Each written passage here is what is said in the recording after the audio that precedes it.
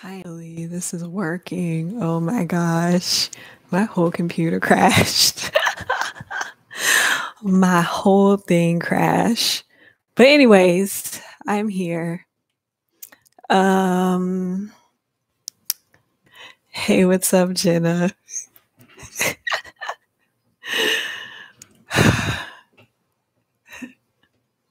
I apologize for being late, but my whole computer had crashed. But oh well, we're here now.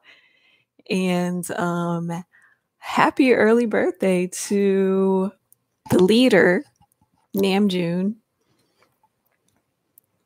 What's up, everyone? What's up? Hey.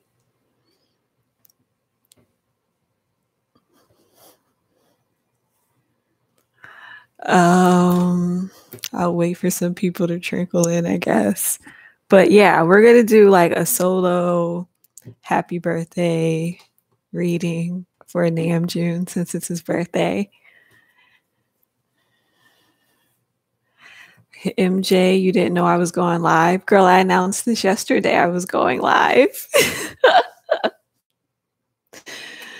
Oh, gosh. Nobody reads any of my social media.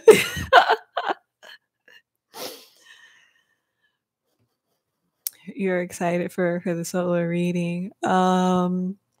Before I get into his solo reading, I wanted to give a shout out to all of the live streamers for the concert. Thank you. Bless your hearts and thank you. Vicky P, how long am I going to stream? Probably, I'm going to try to do it under an hour. I'm going to probably just try to stream for an hour.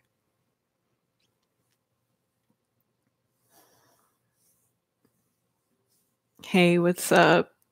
Yeah, I'm just going to stream for an hour. I'm not trying to be on here that long. I'm not trying to make this stream that long. It's Sunday. I have other readings I have to do for people. I have to edit stuff. So, yeah.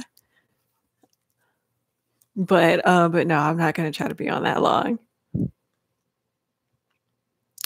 And Namjoon was getting all the love he deserves at these concerts.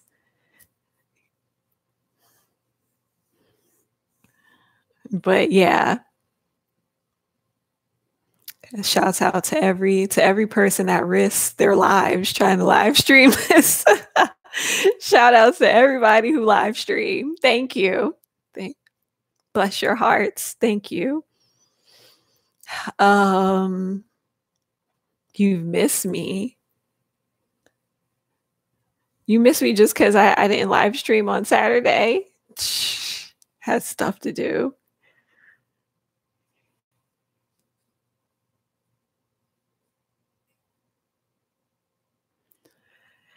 Girl, I read, girl, okay, I did see how they were getting at the concerts, girl. Okay, so I was on Twitter, right? And I had read that the fan sites was acting so crazy, yo. This one girl was on Twitter talking about how this girl from this one fan site like scared her because she like placed some kind of bag, like forcefully placed a bag between her legs, and she kept on asking the girl like, what is this, what is this, what is this? And the girl like just was looking at her and smiling like with a really, really creepy smile. And so she got security and she was like, look, I don't know what's in this bag, but your girl over there has this bag. Like seriously, like they was escorting so many fan sites out, like it was crazy. And the girl showed like footage of her and the security guard going back and forth trying to get the girl. And she said that the whole time like the guys noticed it and they were looking down and noticed that they were like kicking the girl out, and it was like a whole thing. But oh my god, I was like, they're fan sites. And the girl was saying like she don't know how they got these extra bags and cameras into the place. And she said like the girls, like I guess a couple of girls from these fan sites were like like pushing their way through up to the front. And she said that one of them was like literally on her back, like all over her, like harassing her. I was just like, oh my God. Like, and I think she was saying that like one of them was actually like from Jungkook's fan site. So that junk was crazy.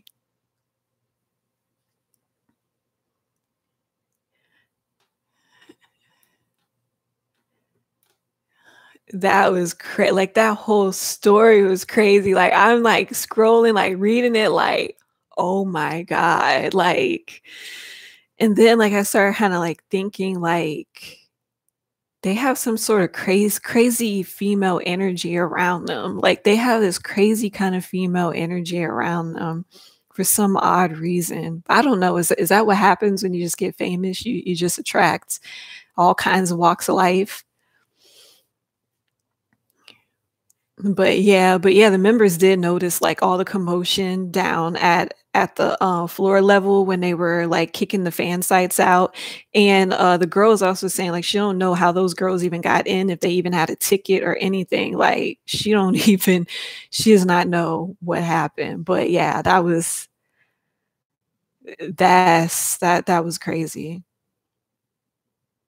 Yeah, they were so out of line. And then like I was reading even further, and like this other girl was saying like how the fan sites even go crazy like in Korea. Like she had a couple of crazy experiences with them in Korea, and like how like they were basically like pushing her out the way to get a clear shot of the guys. Like I was like, wow.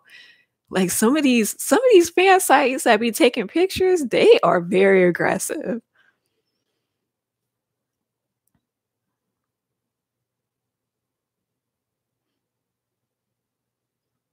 Yeah, like fan sites be doing all kind of stuff. Like they are over there wilding.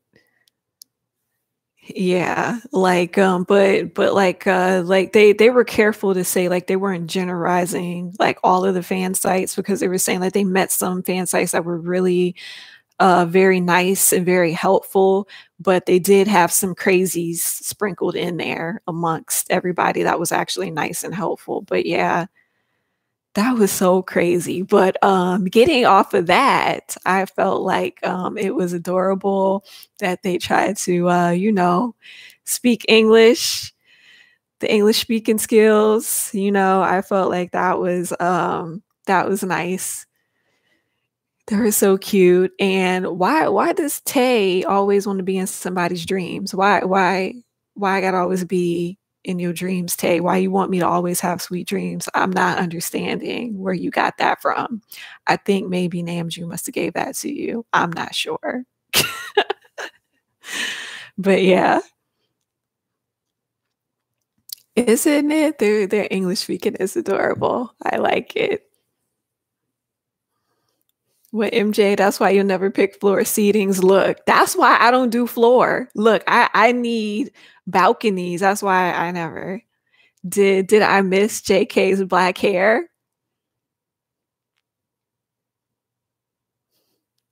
Actually, it kind of pissed me off because I had wanted a break from him, and I was getting me a nice break with the pink hair.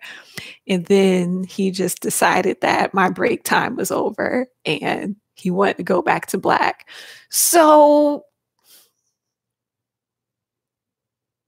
much for my break and my vacation from June Jungkook. Oh, just whatever.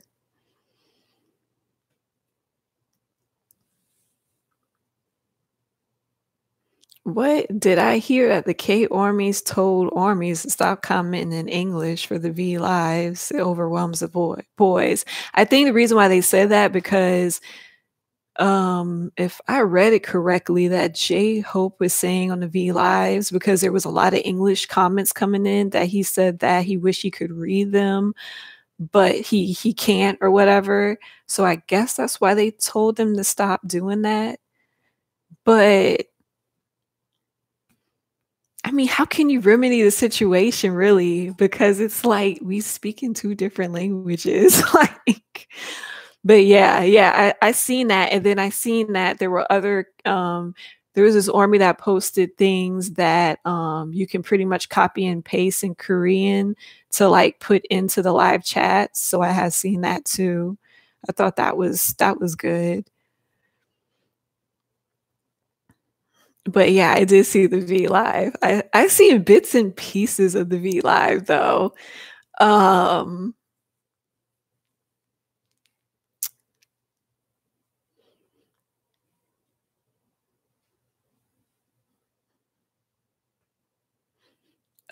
yeah, I guess yeah, just send hearts and emojis and just like I would say just basic English like hi, how are you? I love you. Like they understand that. But yeah, but they had 1K Army that posted up things that was in Korean that you can copy and paste and then put into the V Live. So if you want to do that, you could do that. But yeah, that language barrier is like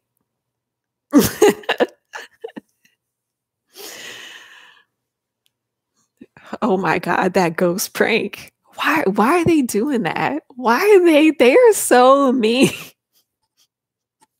Y'all got J-Hope sweating out here, thinking that there's a ghost behind him. He even fixed the picture. I said, y'all ain't right.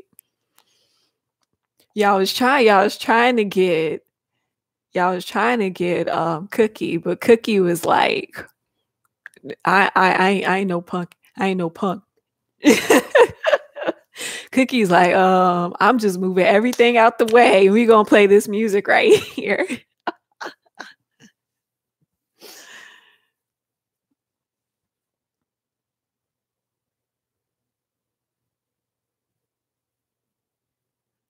Does anybody get anxiety watching V Lives, like afraid of the comments they're reading ever since Jimin's V Live?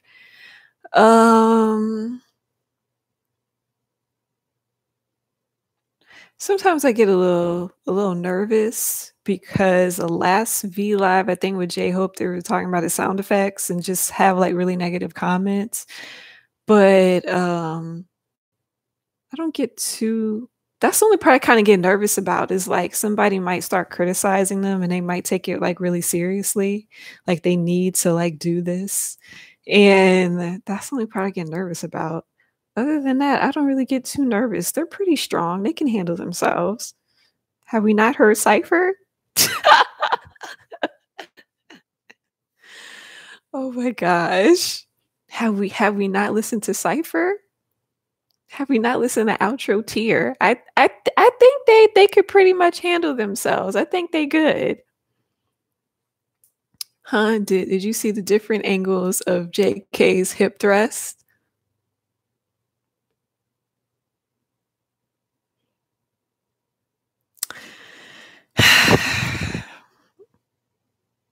I felt like it was time for me to go and leave. I felt like it was time for me to leave. I don't understand what that was about, but I needed to go and escape and go to rehab. Actually, I wanted to go to the store and get a pack of cigarettes. That's exactly what I really wanted to do. I wanted to take up smoking and drinking at the same time. That's exactly what happened. Jam, what Namjoon looks so good. He's going, yes, Namjoon did look so. Namjoon looked great.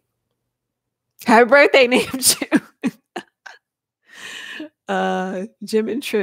Jimin is always tripping at the concert. What is new?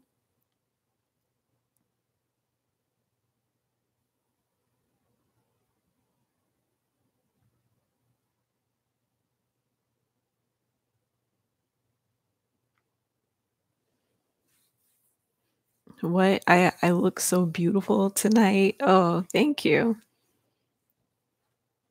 Thank you.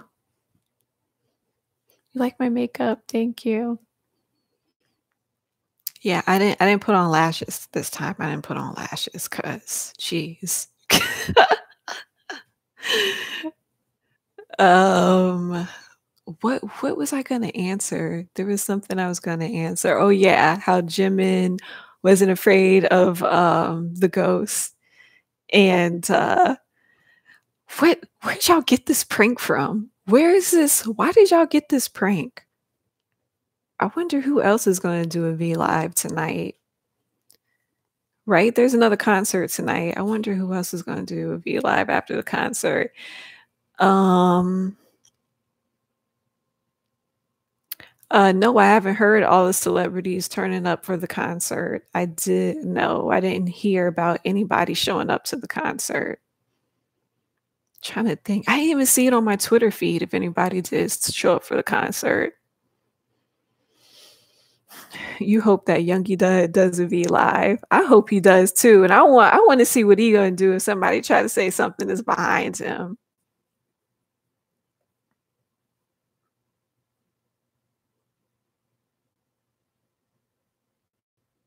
I know I heard that everybody's making jokes about how Youngie would like just in the live stream if somebody did that.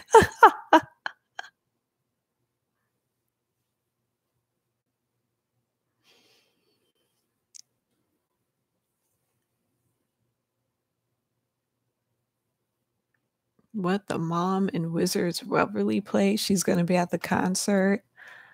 I don't watch Wizards of Reverie, so I don't know who that is. I have no idea who that is. They dealt with ghosts in the Philippines. Okay.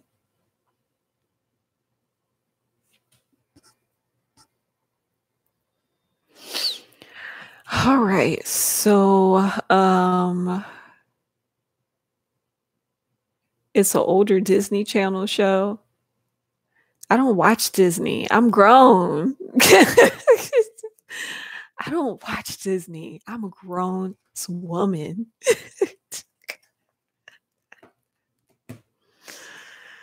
Okay, you know what I watch? Anime. That's the only kiddie stuff I watch. And even that's not really kiddie. Oh my gosh. Who else came? A Hollywood director turned up. Oh, Simon Cowell turned up. Well, I'm not surprised about Simon. He knows talent, so I'm not surprised.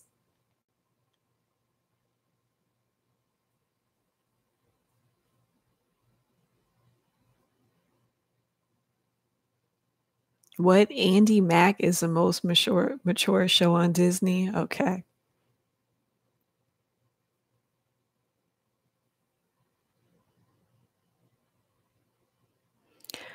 All right, so let me get into this birthday reading.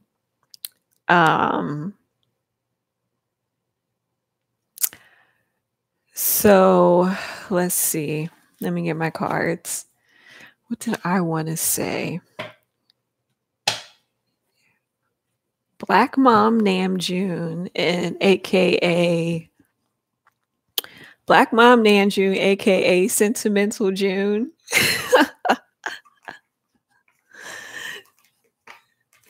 Because Namjoon always be trying to make me cry.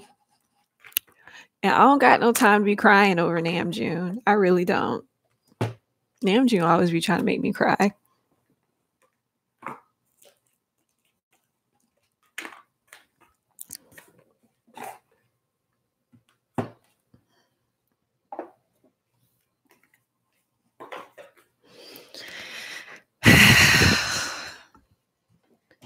He always tries to make me. I mean, like, he's really good at speeches. You know, have you noticed that about him? He's really good at speeches and provoking emotions in you, and I'm tired of him. I'm tired of crying because he done said something. I'm tired.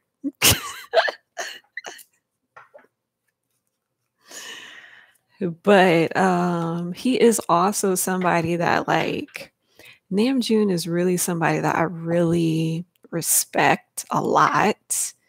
I really respect him a lot. I really do love him a lot.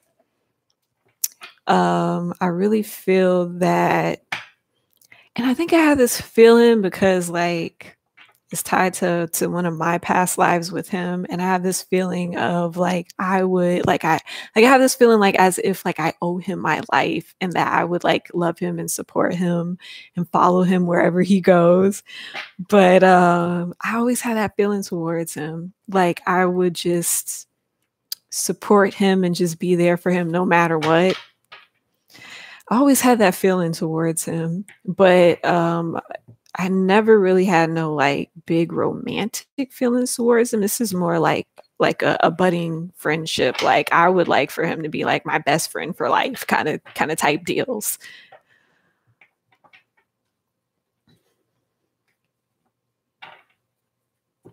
But yeah, I do admire him a lot. I do admire him a lot, and I really greatly respect him a lot. And I mean, he has motivated me a lot in my personal life to like really follow my dreams and to just really go for my dreams and follow my dreams, like no matter what age I am and no matter where I am in my life. Like he has really been my pushing force to do things and to push myself.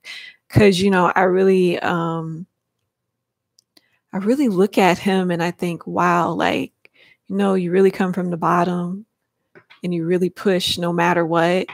And I'm really inspired by that. So he really does motivate me a lot.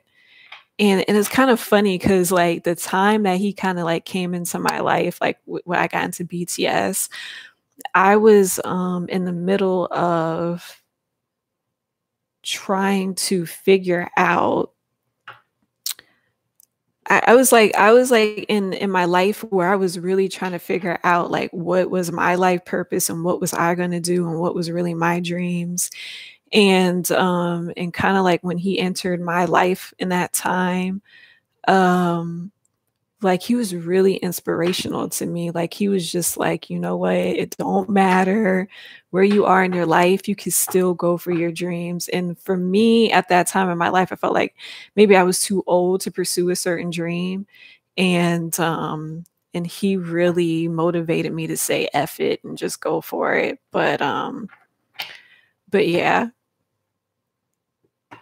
Well, I'm sure y'all have like y'all similar experiences to him because he really is very inspirational.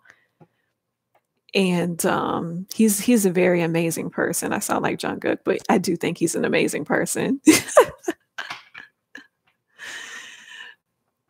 What his soul attracts my energy.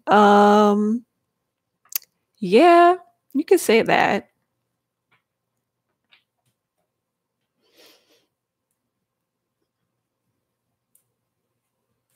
Yeah, Namjoon should write a book.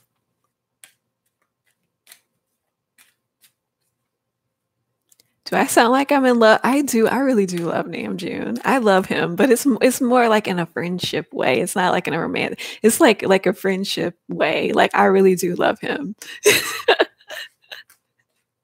I do. I really love him. Like I said, I have this feeling of like I owe him my life. But yeah. Okay. So my first question, what you know that Jungkook sees RM in a similar way. Like me? Yeah. I know. I know he does. He does. I get the feeling like Jimin looks at RM this the same way too. Um, but yeah,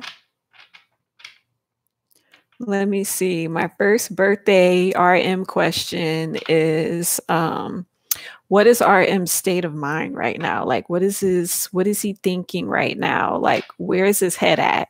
So that's my first question of the reading.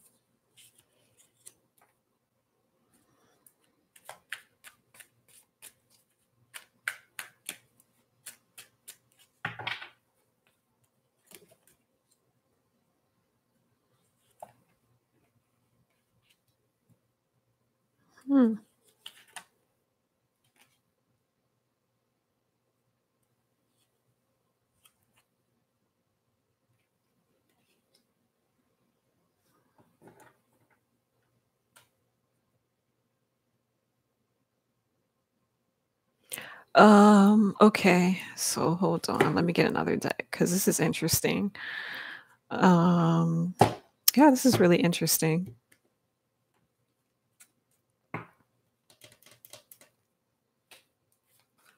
What's up, Paris?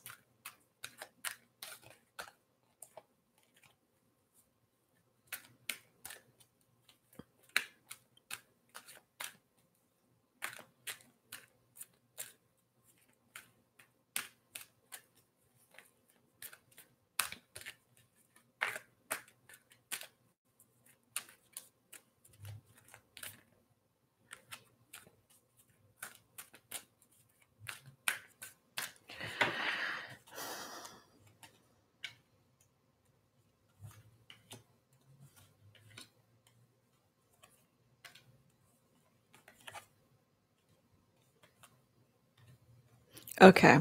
So, all right, this is really good. Whew, I'm getting a strange energy or feeling. Um, okay. So right now, he is like where his head's at, what he's thinking about. Right now, he's like, he feels good about all the preparations of like the concert, the album, the everything. Like he feels good about it. Um, he feels very good about it. He is enjoying the success. He's enjoying all the fans' attention and everything with the concert. He really is enjoying that. Like I can really feel that. He's enjoying that, even though it probably shocked him. Poor him.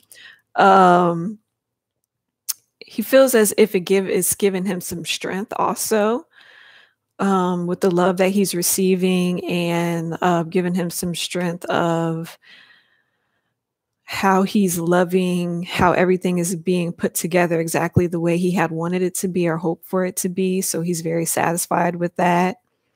Also, he is busy manifesting or preparing other things for the fans.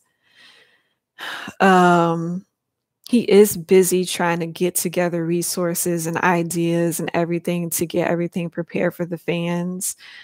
The thing is, too, there's something that he's not communicating with other people. So I think all of his ideas and everything that he's trying to put together is in his head. It's not he has not communicated his ideas too much to everybody around him of what he wants to do. It's like he's gathering everything that he wants to do and show to the fans like in his head right now. He's like putting pieces together in his head. Um Also, he came to some kind of like emotional epiphany of some sort. It's as if he left like an idea behind. Um, it's like some kind of breakthrough, like he had like some kind of epiphany, like he left a belief or an idea behind that maybe was not serving him or not bringing him what he wanted or whatever. And like something changed in him or some old belief got torn down. Because I am getting this tower card, but this is more like what's going on in his mind. So it's like something got broken down in his mind, in his head. Um, okay, so I got the Angel of Strength. I really feel like he's starting to make more of a connection to his intuition. Um, is it a collab with somebody? No, I'm thinking more of something to do with BTS as a whole. I'm thinking more of he's trying to get together ideas of what the next concept or what BTS is doing as a whole. This is not about him. He's not really even thinking about himself.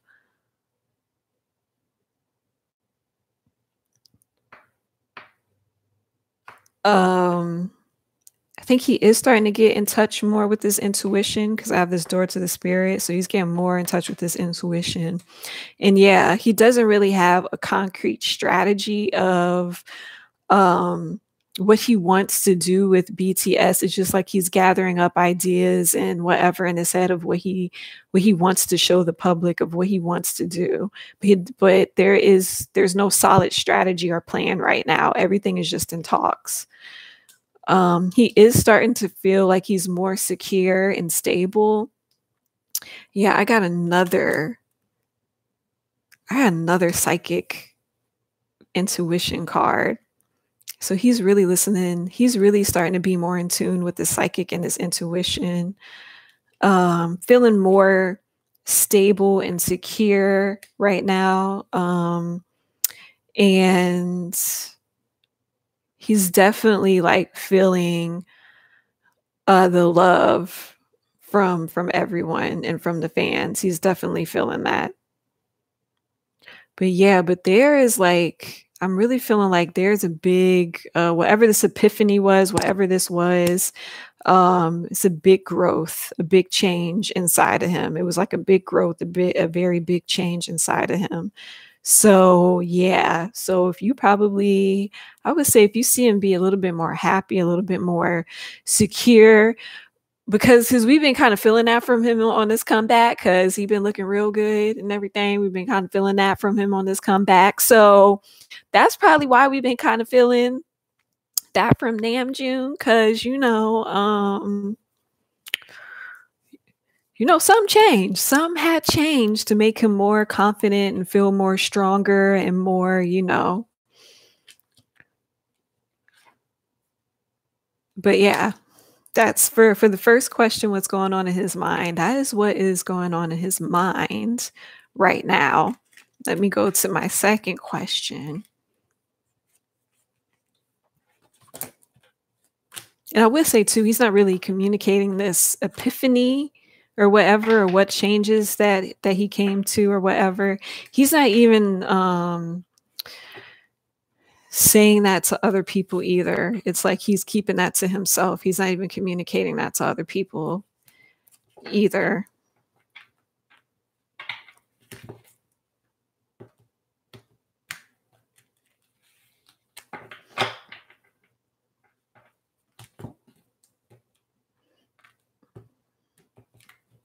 But yeah, what to be honest, you wish they took care of their solo careers more. BTS won't be forever. They need to think about the future. I think like this. I feel like they should do kind of like what Big Bang did, where it was like you can do your solo stuff and be popular, but also can come back together as a group and be popular. I think that we should allow them the space to also be popular in solos, but also have them be popular as a group and still keep that momentum. I think that we should allow them that space and not be so hung up on, oh, well, it's going to be the end if they're together. And this, like, no, just allow them the space to either be together or apart. I think when we start making those like demands on that, it messes up the energy. Like because I don't think there should be a limit on anything. But yeah, Namjoon does deserve the love. Okay? So what is going around Namjoon? What is going on with him in his life right now? What's going on around him?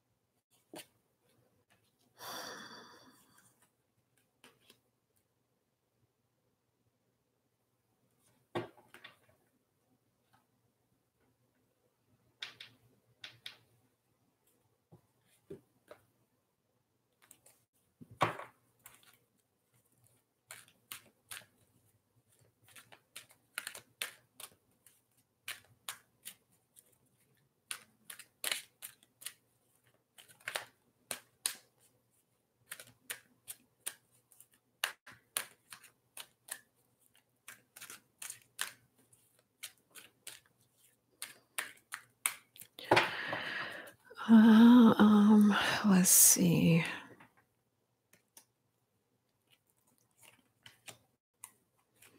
There is action being taken. I think that people around Namjoon is having trouble balancing their energy out. Yeah, there's some people around him with some anxiety about something or some dissatisfaction about something. And he's trying to be the angel of balance to these things, as always. What is new? Namjoon is always freaking angel of balance on everything. What is new? Yeah, so pretty much I'm picking up on kind of like what happened on Burn the Stage, where it's like some of the members around him is feeling very stressed out or whatever. Kind of feeling stressed out, with everything. I mean, like it's a lot they're doing, so I can see them being kind of stressed out. Everybody's feeling a little stressed out with everything that's kind of going on around them. Everybody's working hard around Namjoon. Everybody's working really hard. There are a little bit of some fighting, a little bit of sharp words around because that's what they do. The sibling fights and the fights because they're stressed and the fights because people disagreeing on court, stuff like that. But he is being like the angel of balance. He's trying to balance everything out, even though the energy around him is a little chaotic or whatever, but he's still trying to balance people, still trying to pull people up. But there is somebody around him that has a lot of anxiety and very dissatisfied with something.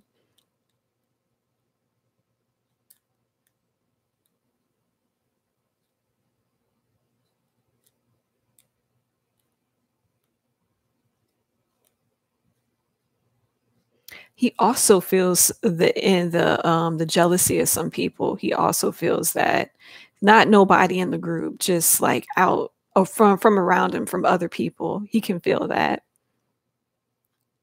Um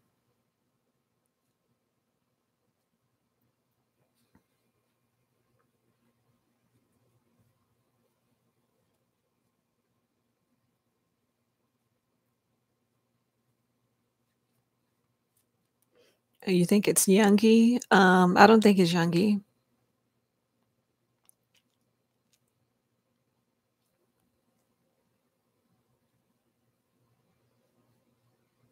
I'm not picking up Youngie. I'm actually picking up all of the members in general because it's like all of them kind of feel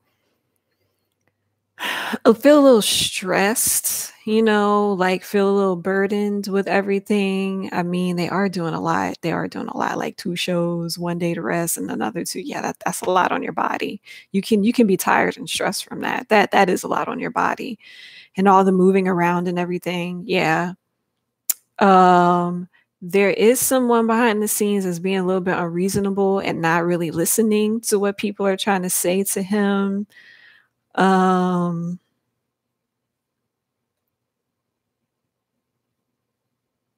what else am I picking up on? I am picking up on him. He is trying to take action to balance that out. But yeah, that's currently what he's doing right now, being the angel of balance.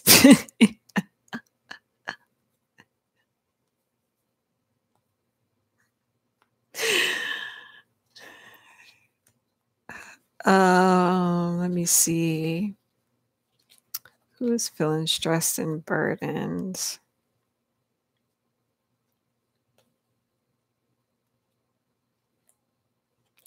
I'm not getting any specific names coming to mind.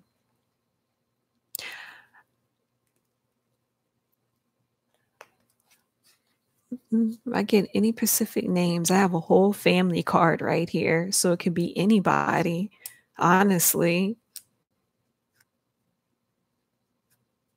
Mm-mm. I'm not picking up on anybody Pacific. I'm just picking up on like it's a whole generalized idea of like everybody's like kind of stressed, working hard in the back. And from that stress, like just little fights kind of like ensue or whatever. And, you know, Black Mom Namjoon got to be to the rescue and put out the fire. So that's pretty much what I'm getting from what's going on around him right now.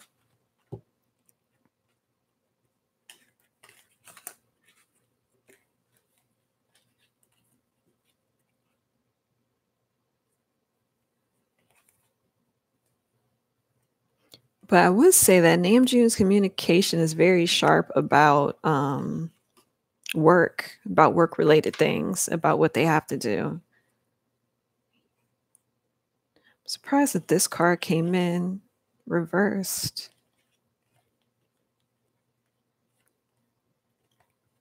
But yeah, that's all I'm really picking up on.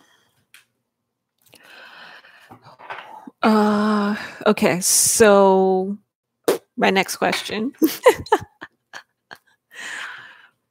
What may be a sign? I got fire card, I got a fire card, a water card, and an air card. So no earth, only fire, air, and a water card. So what is going to be... Oh yeah. That's the question I wanted to ask. What has Namjoon like grown and come to realize? So what has Namjoon come to grow up and realize? Probably off of that whole Tower Epiphany card.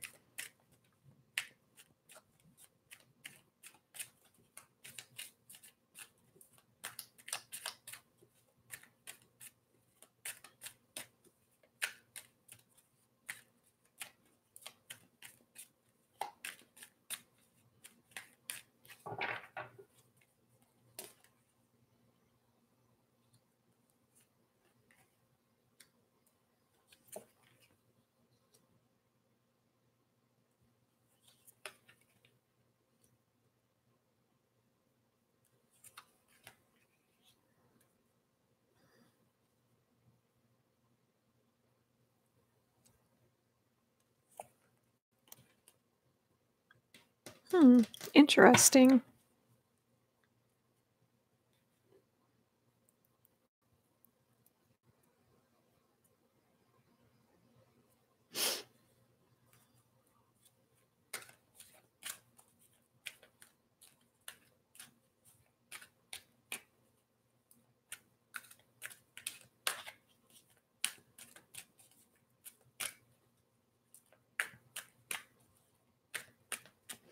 Every time I do, for some reason, it's so weird. Like I'm feeling this weird energy.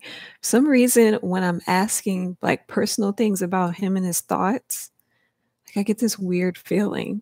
Like I really get this weird energy. Like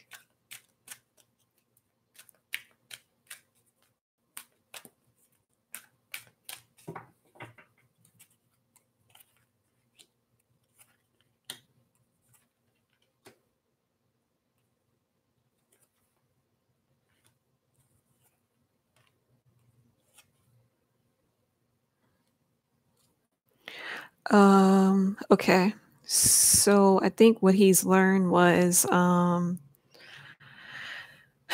think he learned something about love.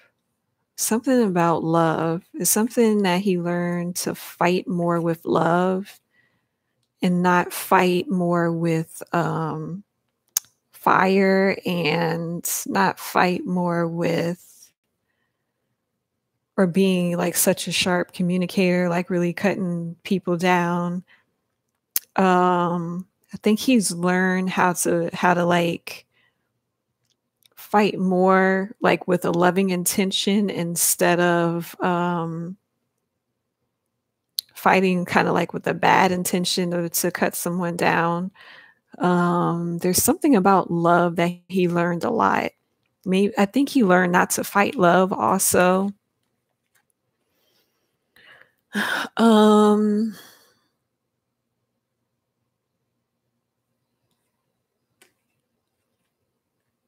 I think he learned too how to love his creative energy and how to branch out and not be afraid to branch out and get out of his comfort zone. I think he learned how not to have too much indecision about things. I think he's learned to love traveling, and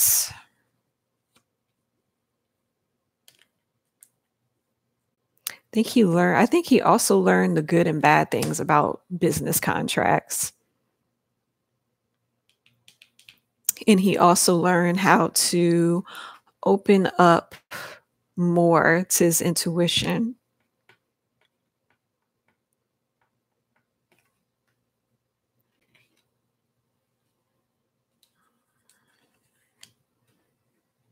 Oh Lord, y'all still talking about my other reading? Oh Lord. Y'all really trying to find out who fighting in the back? No, June is not fighting nobody. June is actually the peacemaker that's keeping people from fighting. But anyways, yeah, I think he learned how to open more up to his intuition. He learned something about business and contracts. He learned about that a lot. Um, learn how to love traveling and everything. But I would say the most biggest lesson I think he learned was also accepting other people's different opinions and not fighting against that. And not fighting against people's opinions and learning how to be more in a loving partnership, or in a much more loving and cooperative business partnership. I think he's learned how to do that. But yeah, I'm getting a lot of the love theme going here. And then I really think that he's learned how to be a little bit more of the Queen of Swords. Like, Queen of Swords energy is kind of like take no bull crap. So I think he learned how to be a little bit more in that place, but like take no more bull crap, but kind of like do it from a place of love kind of thing. But yeah, I'm getting a lot of that kind of growth from him.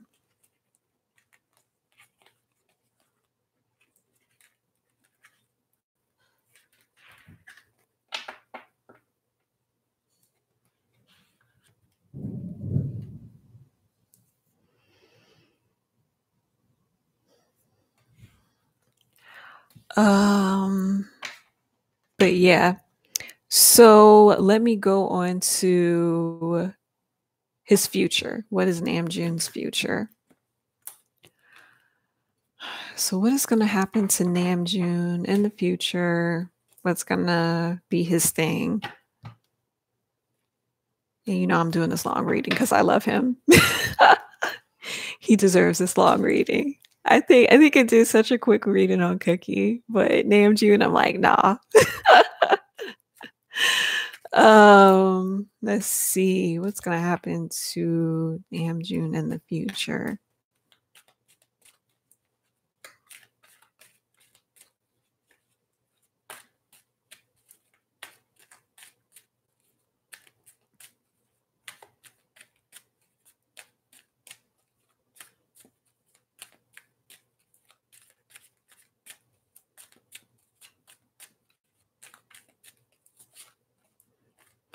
See.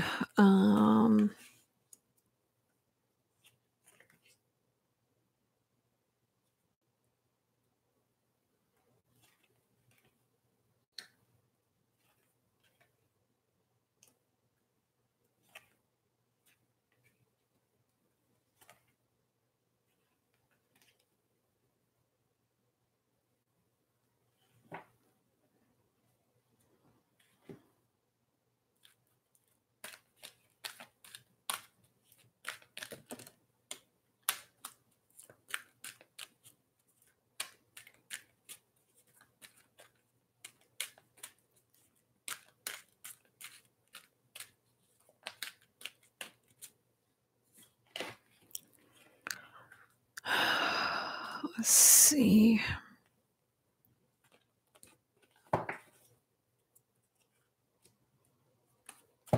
Hold on.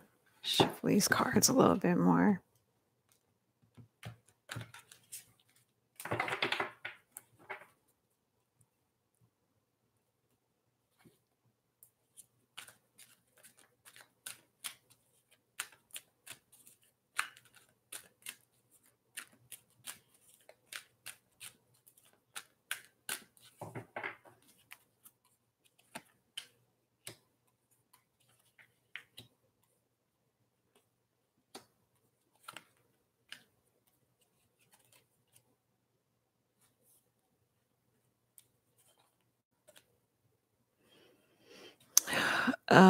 Let's see. So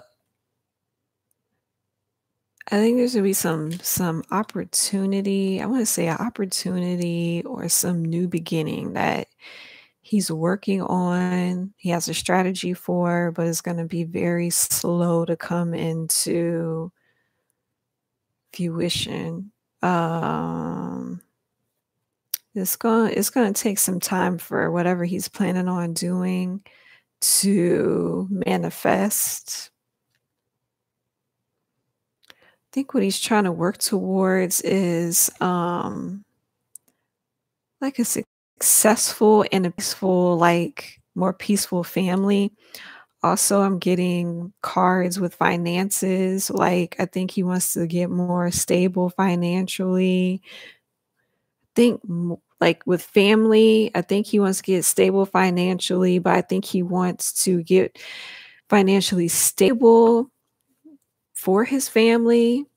There's something with money and enjoying money with his family. I think that's what he's trying to move into and take action towards in the future. I think that he will have that. I think he will have a period in the future where he will enjoy his family and his money.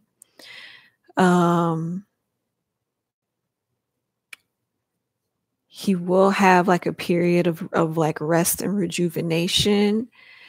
And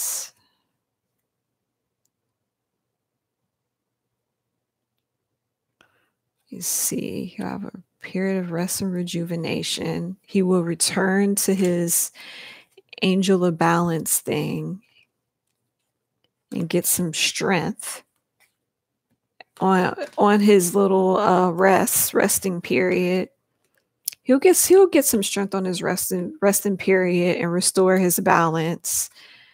And yeah, he'll come into some more self-love, but he won't talk about it, and he won't talk about what's going on with him to other people. I don't know why he wants to keep that to himself, but yeah, there's something he would like to keep to himself.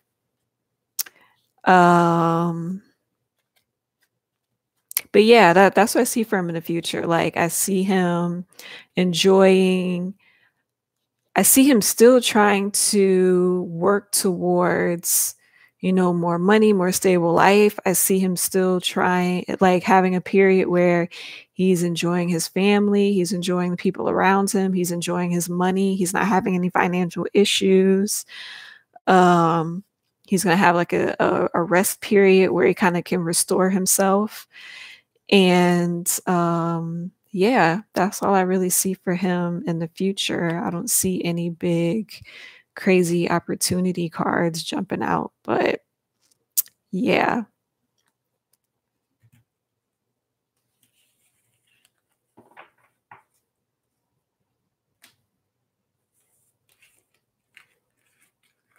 Well, he's a Virgo, that's why he's not gonna tell anybody. Yeah, he ain't gonna tell nobody what's going on inside of him. Nah, he gonna keep that to himself. It's gonna be like he's gonna feel like amazing. He's gonna feel all amazing and everything, but he ain't gonna tell nobody. That's how he feeling. I kind of see him doing that now, where he like feels amazing, but he's not gonna tell nobody. Oh man. Um, What was my last question? My last question was what kind of advice, what does the spirit and the guides have, what kind of advice they have for Namjoon? Hmm.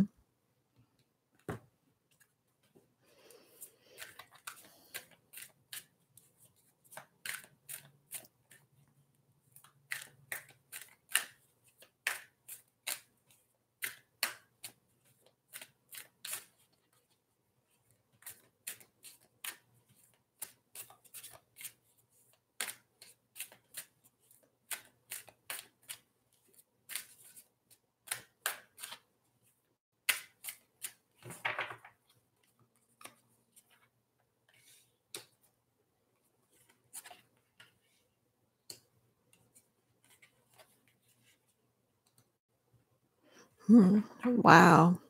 Okay. Go to my other one.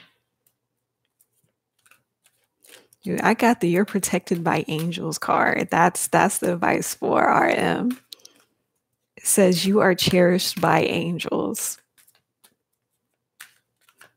Which I believe, because even though they got that crazy female energy around them, like they're very, very protected. I kept on telling y'all guys they're very protected by their spirit guides and their angels. So there you go. You have proof of what I said. Protected by spirit guides and angels.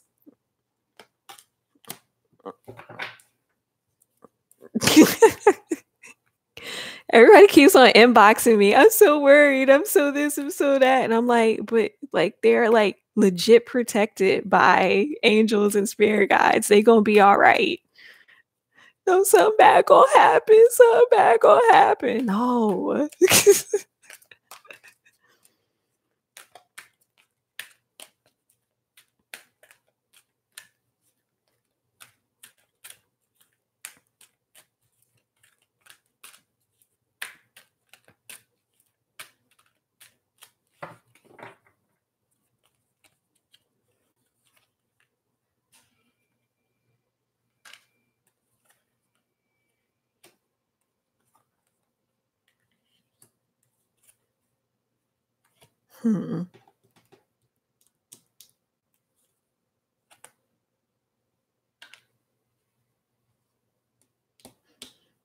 Isn't that funny? So I got the deceit card, which is like jealousy or deceitful people, right? So I got the deceit card paired with "You're Protected by Angels." Y'all can stop worrying about them. I'm telling you, they protected. They protected from all that crazy mess.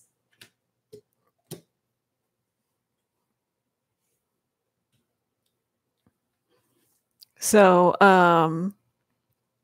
anyways, so my first card was "Begin Now, Take Your First Steps," and I got a family card. So I feel like the advice that they want him to know is that whatever, because I'm connecting this with the future card, whatever, because I got that strategy card like 2 times.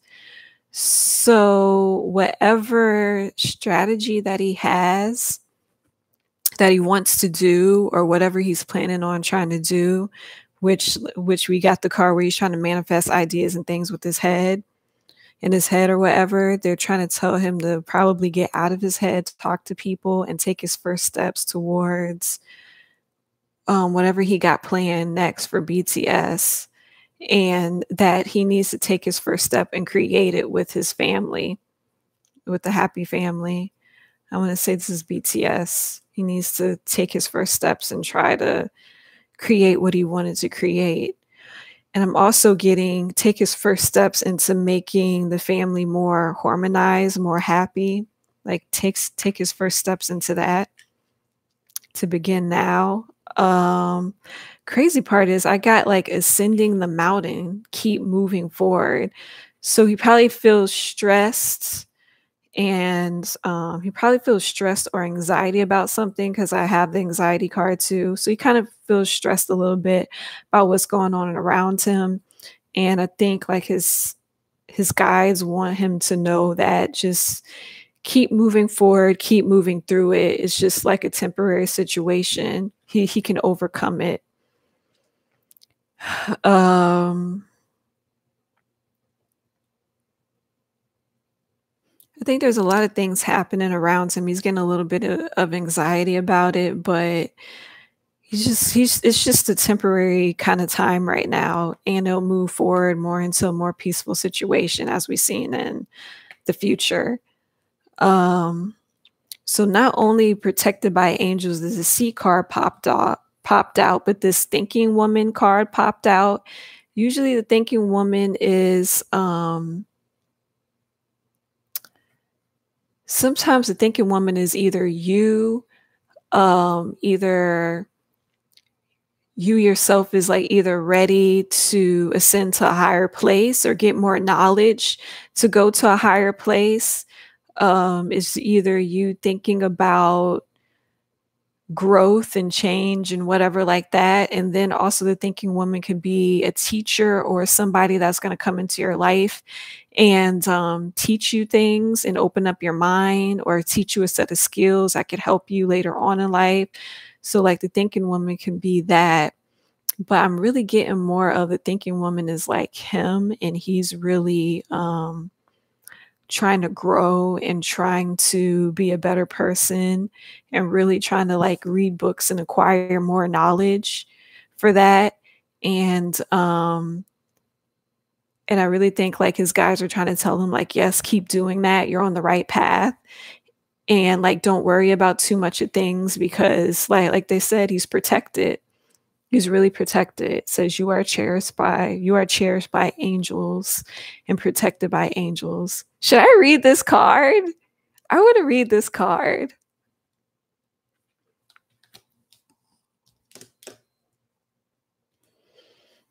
Um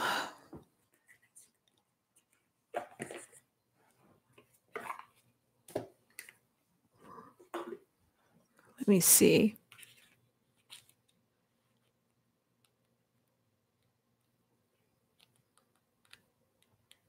I'm reading this card. I'm interested now. I'm reading this. I must know.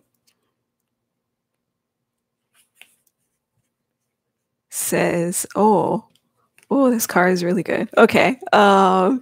It says, you are blessed. Immense blessings from above are showering over your life. The angelic realm is only a thought away. Angelic intervention is available to you at all times. Simply be open and you will feel their presence. This is the time to spread your wings and soar. You are protected and safe. It also says, sometimes it might seem that you can't see the road ahead, but have faith that by your side are shimmering angels supporting and guiding you in unseen ways. Watch for their signs, especially in forms of feathers. There is sacred plan for your life. Your life is guided. The angelic message is that you are going in the right direction and everything is unfolding exactly as it should be. When you receive this card, it can mean that you are an angelic healing force for others, and the light within you is so bright.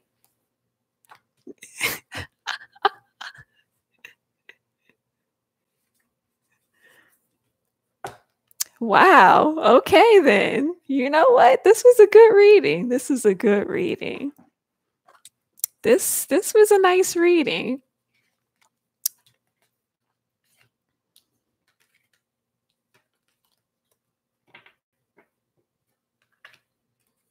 Mm-hmm.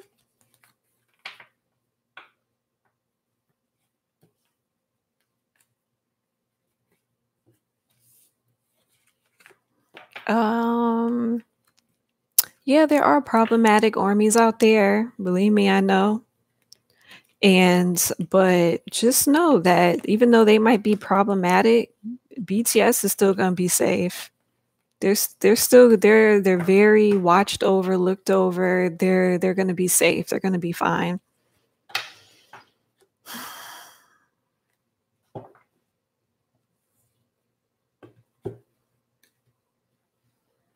So there you go. So that pretty much concludes my reading. Happy birthday, Namjoon. AKA Black Mom and AKA Sentimental June. Okay, that's my nicknames. I'm sticking with them.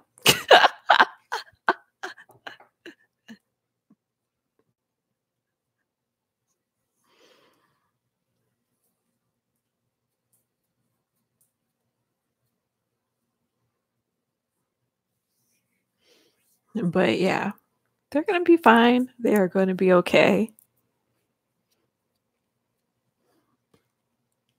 Okay, you can no matter how much you want to be BTS's protection squad, they are still going to have their trials and their tribulations. They're still going to have their problems that they're going to run into. And they have to have these problems because they have to grow as human beings. Like, that's what problems are. They're like tests. They have to grow like human beings. So no matter how much you want to protect them, you can only protect them from so much. The other stuff they have to experience, no matter how painful it is. It's almost, oh my gosh, how can I explain this without you guys being too confused?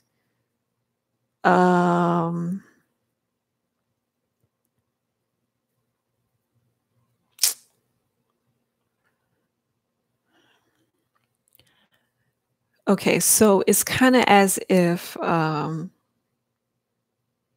it's almost as if that's like your kind of like plan, your reincarnation plan for this life, because you come into this life and you agree to learn certain lessons. So it's kind of like you can't not want them to not go by their plans and not have them want to learn and grow or whatever. Like, you can't wish that on them. Like, they need this to grow. So I mean, like, y'all could be the protection squad and everything like that, but just know this: you can't really protect them from every little thing. You can protect them from so much of stuff, but not from every little thing. It's like they have to go through some things. Like, you can't mess with their thing, their plan, their life plan. You can't mess with their life plan. They came into this life agreeing to experience certain things. You know what I'm saying? So you can't mess with that too much. Sure, you can protect them from some things or from danger or whatever, but you can't protect them from everything. So, I just want to let y'all know that, BTS protection squad. I just want to let y'all know that. Okay. All right. So let's get on. Is it any other birthday wishes y'all want to tell Namjoon? Anything else we want to talk about BTS before I go on to my other K-pop readings? Because we got to do FX. Somebody wanted a Jackson solo reading. Bang PD, do a reading on him. We got to do the BtoB reading.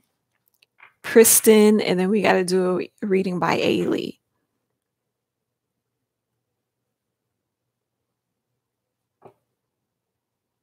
You realize why? What armies are doing what prank? Why are they doing that prank? What is it? What's your theory?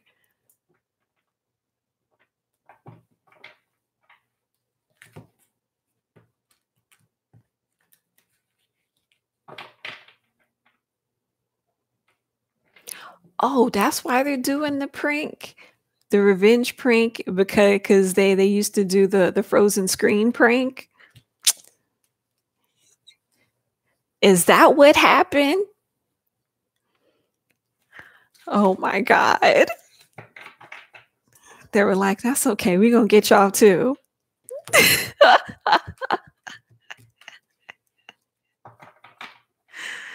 Huh? Are they fighting in the back, BTS?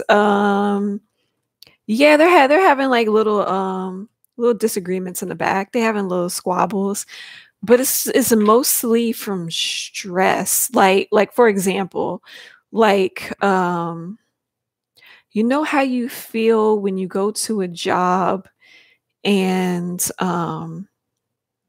okay, Good example. Okay, so I'll base it off of my own personal experience. When I used to be a medical assistant, right? And I used to have like 12-hour shifts. Okay, so I used to work from 7 in the morning to 8 at night, right? So um, sometimes what would happen to me is they would schedule me to have 3 12-hour shifts back to back for 3 days. And that in my medical assistant job wasn't a lot of sitting. It was a lot of standing, moving around, getting this, thinking. I had to do everything. And I'm gonna say this. It was stressful because that job is very stressful, very physically demanding, close to what BTS has to do, you know. It was a very physically demanding job, close to what BTS has to do, where it's very physically demanding, right? And let me tell you how exhausted I was. I was so exhausted. By day 2, I'm exhausted. And by day 3, my patience and my tolerance level was like, I was so cranky.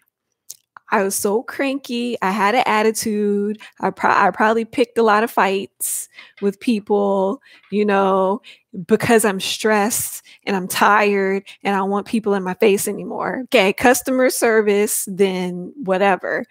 But but yeah, so I feel like that's how it is with BTS right now. You're tired, you're cranky, you're stressed, you did everything and you want people out your face. And there's a lot of moving parts behind the scenes. So it's like you're tired and you're stressed, and then you got to deal with changes and stuff. Like for example, oh no, you can't dance on this part of the stage. You got to go over here. No, this member got to do this, that. And you're dealing with all of that while you're stressed and you're tired and you're cranky. So you're gonna tell me that when you feeling like that, you gonna be easy breezy and everybody gonna get along? No, you're gonna be bitching. I mean, you're gonna be cranky. You're gonna be like picking little fights with the next person. Like that's what's going on behind the scenes with BTS. Okay. Look, I'm letting you know that's human nature. When you tired and your body hurts, that's how it is. But yeah, let me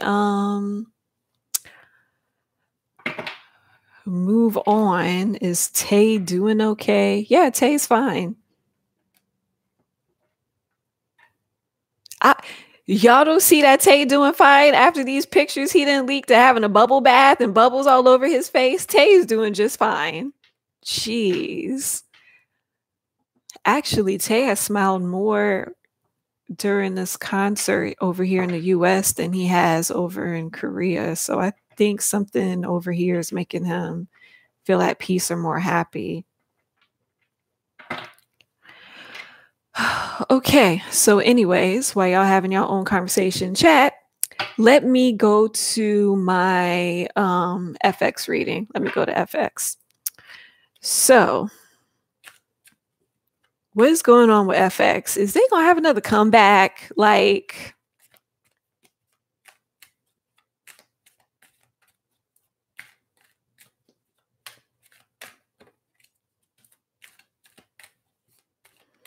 see what is going around FX. See, hold on. Let's write something down.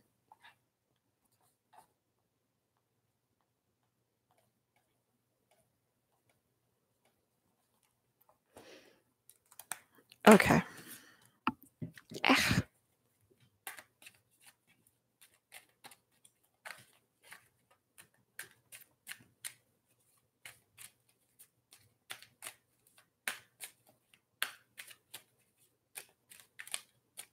You think FX will have solos and as a group? Yeah. Maybe. I don't know. Let's see.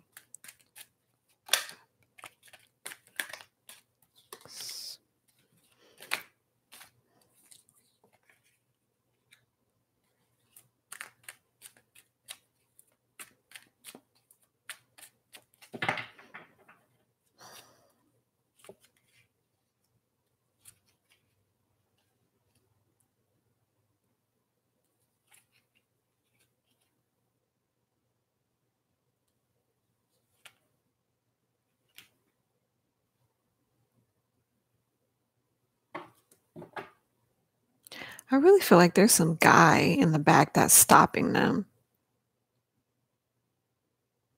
There's some man in the back that's stopping them or trying to stop them from coming back out. There is a woman on their team. There is a woman on their side that is saying yes and pushing for this comeback.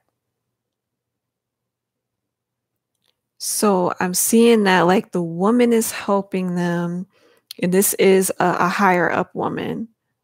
Maybe this might actually be the CEO or whoever is in a very high position who is telling them yes, they green lit a comeback and telling them yeah to keep pushing forward, and they're happy about it. They're very happy about it, and they're trying to come up with ideas and manifest things in the back and try to come up with something. Um, but this guy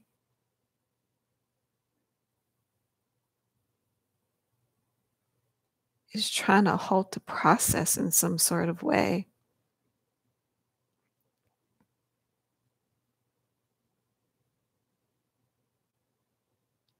It's as if he's trying to get like he's trying to maneuver the situation to be unfair or unjust or something like that. Something about this guy is stopping them.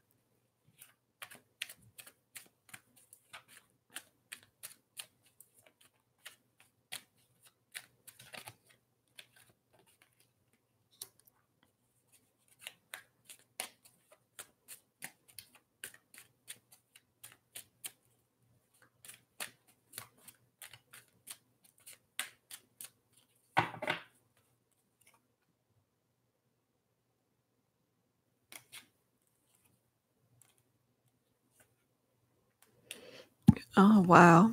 Okay, so even though this guy is trying to stop them, I don't think that he's gonna be successful because there's more people in FX corner to go for the comeback than it is for this man. Like, this man don't have too much power. It's more people fighting for them to do it.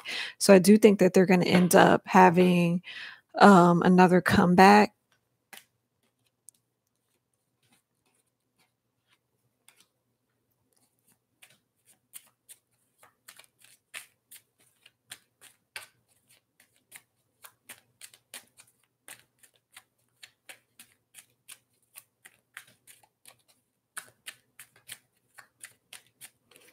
Let's see.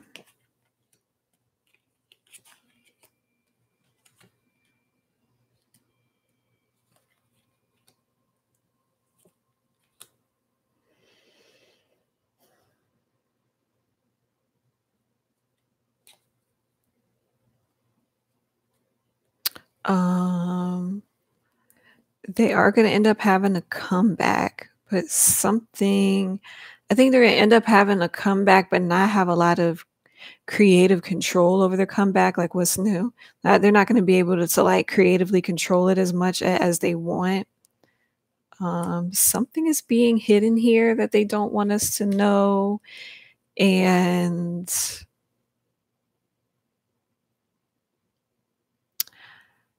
I also think this card too is like them not wanting to shell out too much of money on FX comeback. Like, this junk is gonna be tightly budgeted.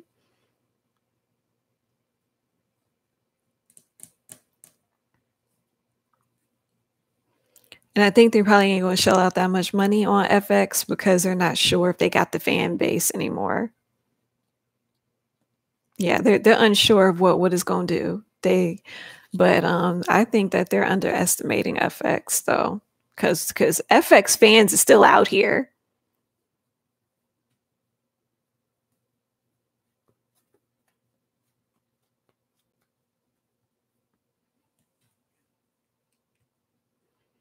But yeah, that is what is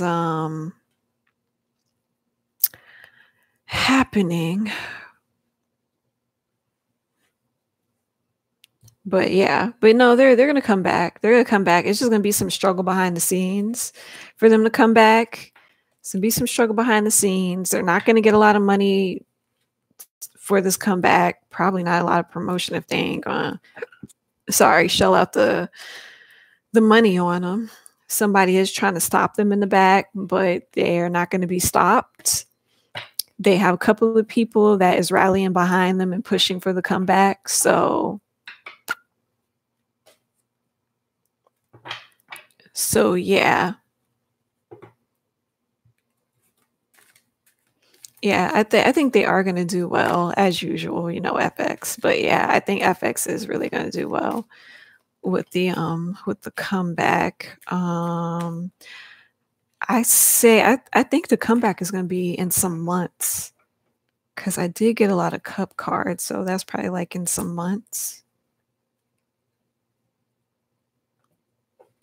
Let's say maybe 10 months from now, or yeah, it's going to be like maybe in some months. I'm not sure about the exact number, but I know it's probably going to be within some months' time. But yeah, they're like really fighting to like get this comeback. They really are. They're really fighting a lot. But they have more people in their corner, so they're going to be okay. Yeah. So that's what I got on FX. So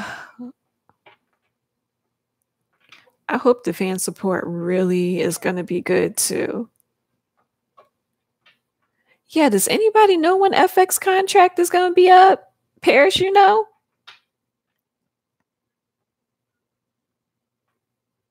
Has Amber eluded all of this for real? Wow. Well, I hope I have more details on that situation. Oh, every January is when SM contracts can come up. Oh, the contracts are discussed every January. So I wonder that wow. So I wonder when this January come up, are they going to resign? Oh, wow. FX will be going into their 10th year.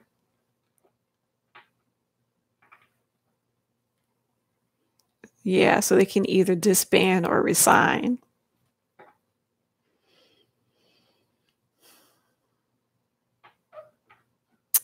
Yeah. You know what I really wish, but I'm really feeling like it's not going to happen. I really wish that they would. I wish that they would not resign with SM, and I hope that they go and to another company and just sign there as a group and then be FX again. They probably got to change their name, but be FX again. That's probably not going to happen, but whatever. It's probably not going to happen because you know how SM likes to, you know, blackball and blacklist people. You know, you can ask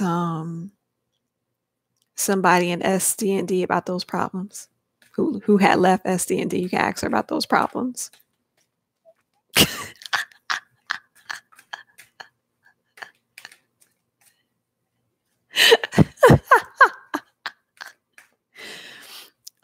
You can ask Chris and Luhan about them problems too.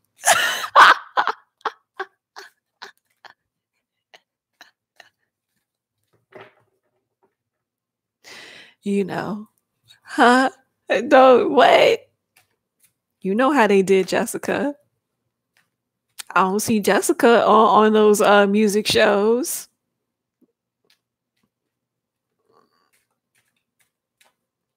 Anyways, let me get into the shade. Let me get into Jackson's solo reading. Somebody wanted a solo reading on Jackson. I guess like what his solo is going to be about.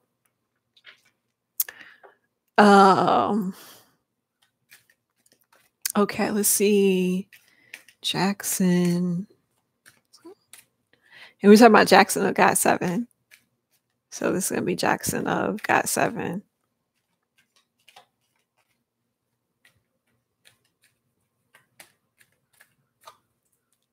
The shade of it all.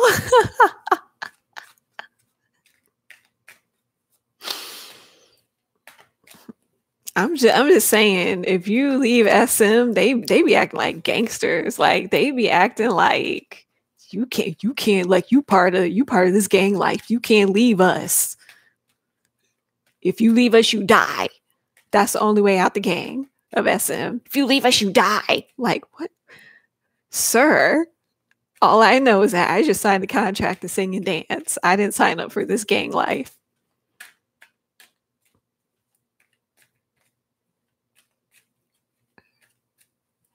See what's going on with Jackson.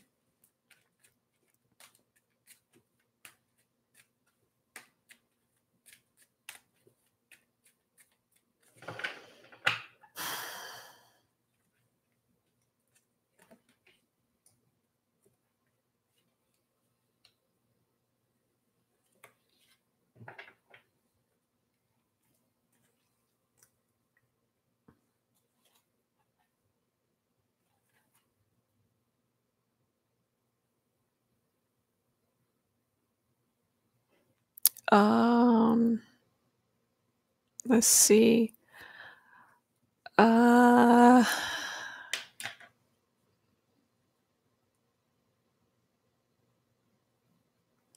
Something happened to him in his past, like there was some kind of tower moment, like something got broken down in the past. I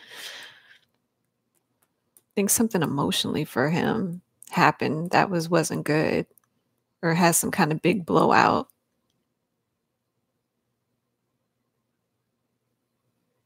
I think it's with the female.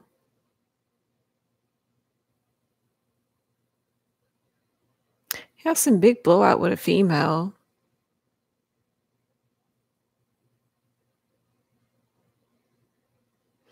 Right now, he's very like discontent in his situation. Like he's very like I'm really feeling more like bored. Like he's very bored with what he's doing right now. He's very discontent and bored with whatever he's doing right now. I think it's like work related. It's making him be very sharp in communication. It's not really making him talk very nicely to people around him.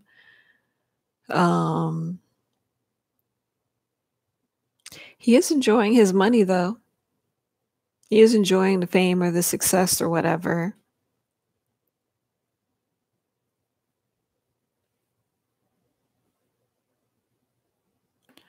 Let me see what else is happening.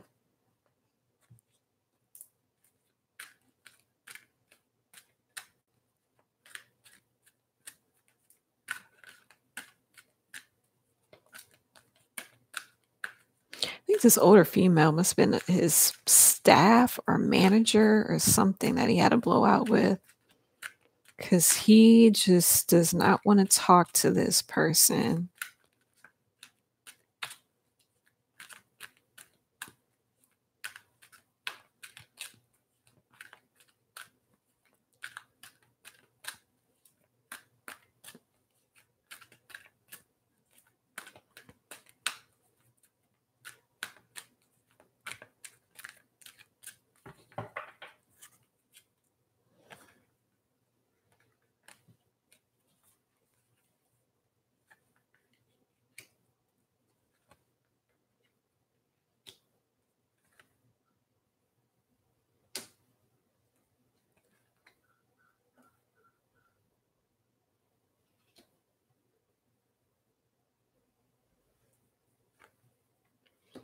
Yeah, he's out of balance right now. He has some kind of attachment. I think he has some sort of kind of attachment to an old belief or an old way of thinking that's not really working out for him. Also, since he's doing a lot of traveling, since yeah, he is in China and stuff, since he's doing a lot of traveling, he is thinking about things business-wise, and he's also thinking about his contract, 'cause his contract card popped up. So he's really, like, kinda sitting to himself, really thinking about this contract. I really think that he's thinking about either leaving or staying, or trying to see if he did stay, how much more can he get out of, you know, what he's doing. Um, yeah, it's so funny. He has some kind of sort of attachment to something. I think this might be the group. Like, he has an attachment to this group. He doesn't wanna leave, but he is weighing his options. He emotionally is very out of balance right now, like, his energy is very just unbalanced, and, I wonder what this card means in reversal. Hold on.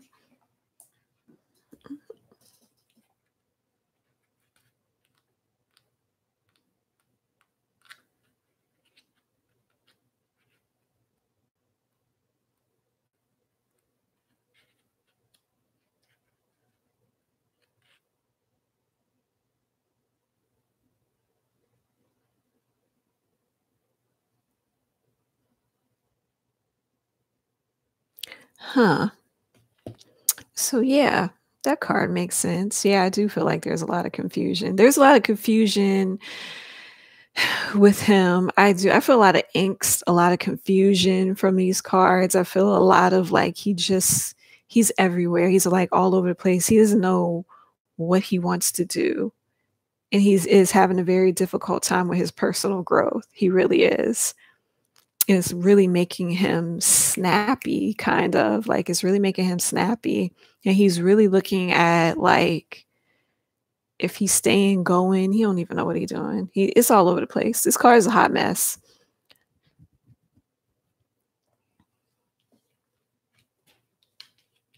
But yeah.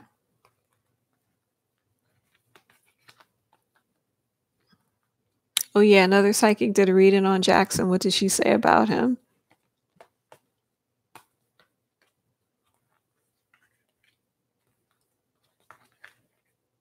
But yeah, so pretty much that's what I got on Jackson. I got 7. Like, he all over the place. He's all over the place. His energy is imbalanced.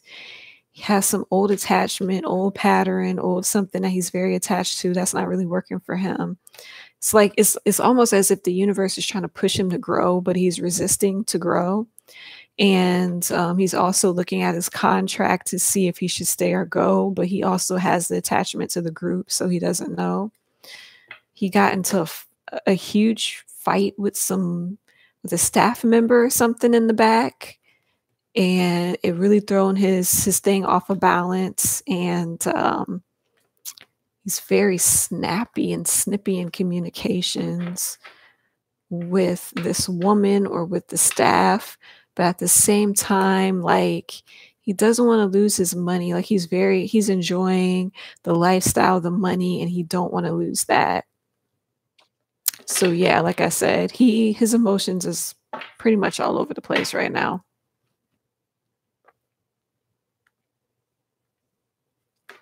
Oh, you gonna send me a video on Tumblr? Okay.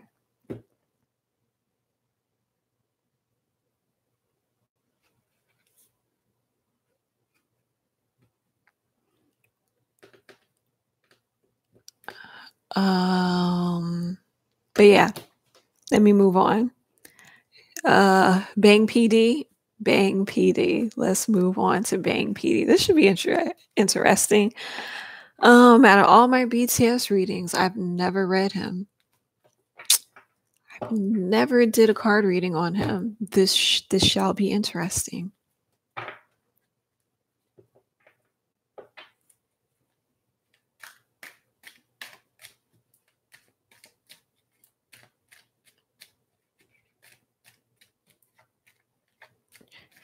I feel like with him, I'm gonna get a stress card. I feel like with him, I'm gonna get I'm stressed out card.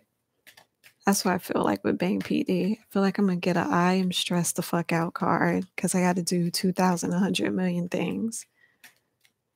Why am I picking up that? Like, that's how I feel about Bang PD.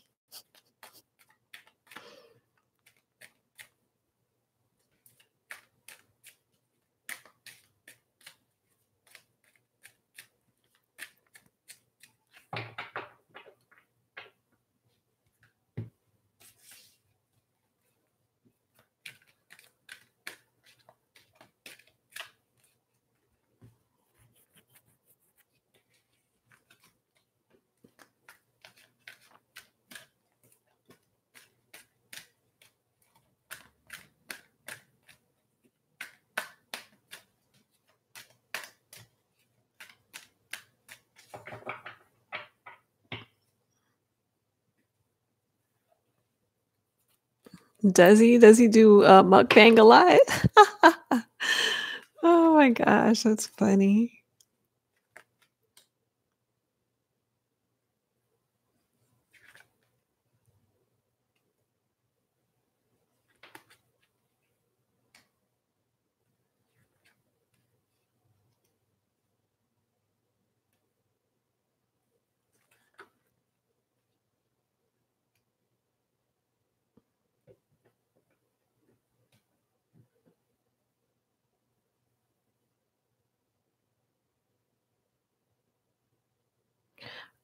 So far I see that basically he's very smart. It's as if he like set up things. It's as if he sets things up to where they can function on their own and he can leave them and do other things. So he set up everything, make sure that BTS is good, everything's in place, all the staff members, everybody's in place. Then he kind of goes off and he does other things. Yeah, he moves he wants to move things forward money-wise, but it's gonna become it's slow to come because it's Knight of Pentacles card. It's like it's gonna be very, very slow for money to come in or to come into whatever he's trying to manifest or do, um, in the back when he's leaving things. Wheel of Fortune, that means good fortune. He's gonna have good fortune in money. Um, he's gonna come into a very good business partnership that's gonna be a new beginning to something.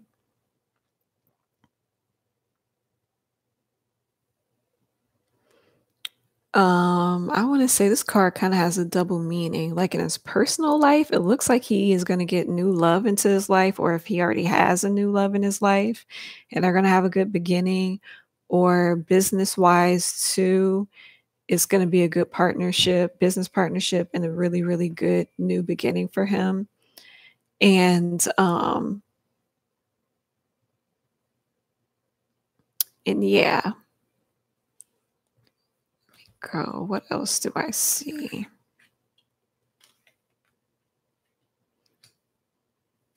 Yeah, he's gonna have victory in whatever he's planning on doing.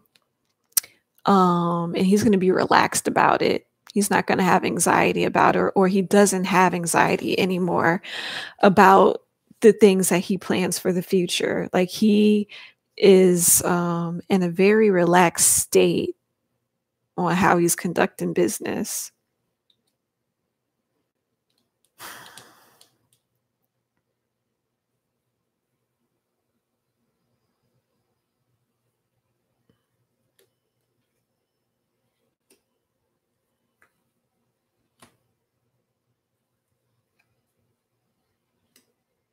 Hmm.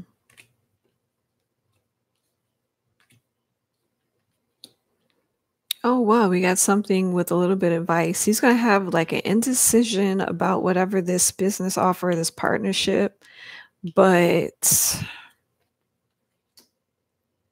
he shouldn't have indecision about it. He should go for it.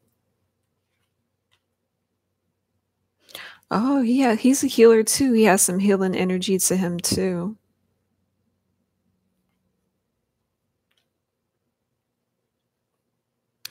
would make sense. That would make sense if he had a lot of healing energy to him too, because it makes sense why the guys go to him when they have fights. Yeah, that would make sense why they go to him when they have fights, because he has a lot of healing energy.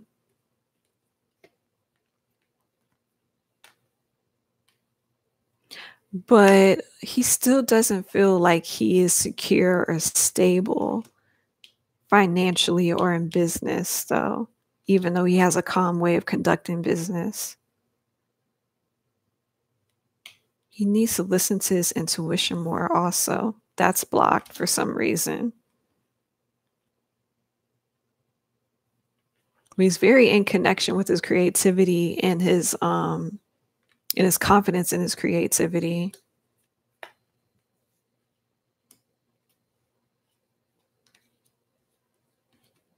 But yeah. Yeah, I'm getting this door to romance thing too. So hey, he might have some new love coming in his life. But yeah,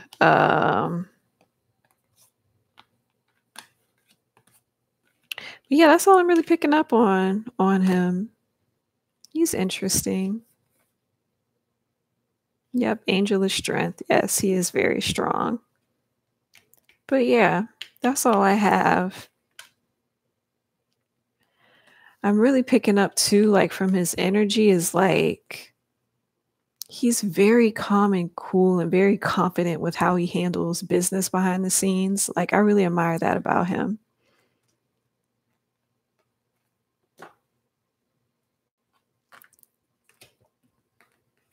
I was surprised about the whole healing energy thing. It makes sense now.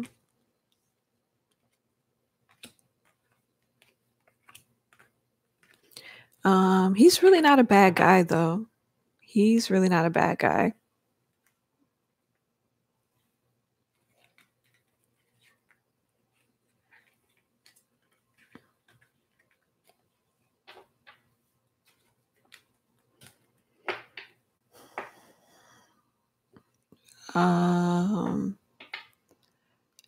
What happened? You're glad that he kept quiet about BTS military exemption. Okay, so this is what I heard about this military exemption. It wasn't like they were gonna really give them the exemption. It was like a debate in their political system, and they brought up BTS for like an example of military exemption. They wasn't saying like they was really gonna give them the exemption, and then everybody took that and they ran with that debate and have everybody think that BTS might be actually getting a military exemption. No, it was just a debate.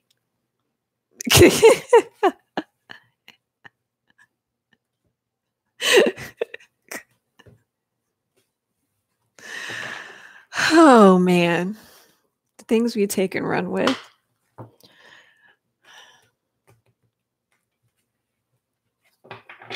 Yeah, they did. The Korean media just went all crazy with it, and they're asking people that. Like, I seen this one video where they were asking people on the streets, like, "This junk was real. Well, what? How you feel about BTS being exempt from the military?" And I'm like, but there was no official statement that they exempt from the military. Like, how did we get here?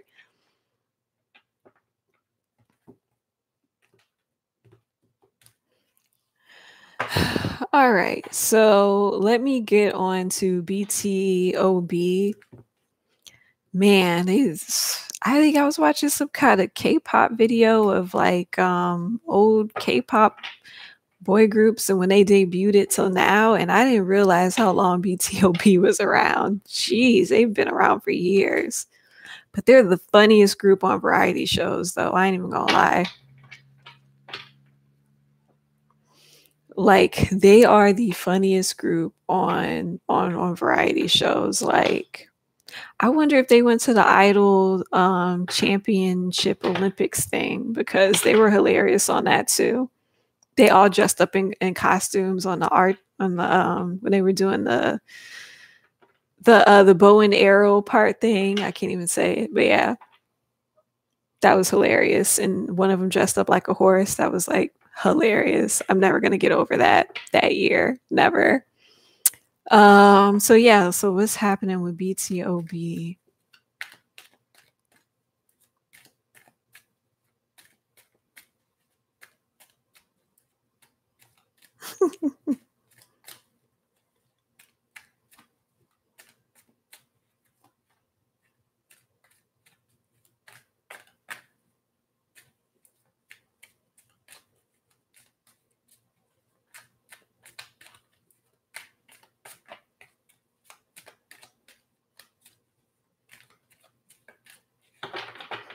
Let's see.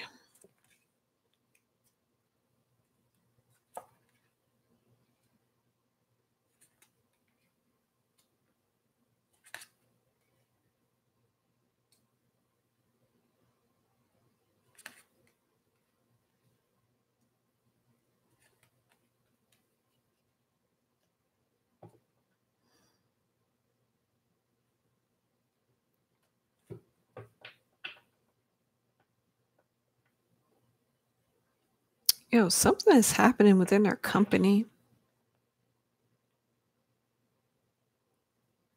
Something is happening in their company regarding some money.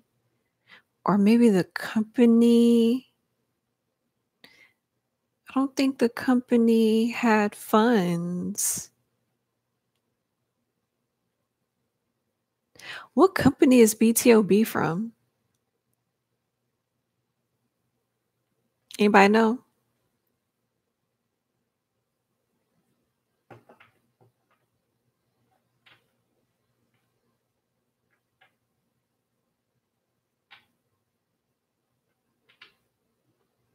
Cube?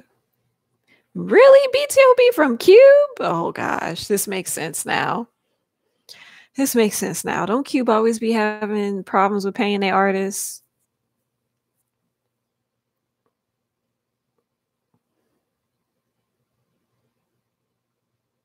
They're not fighting for the money. It's just the money's being held back from them.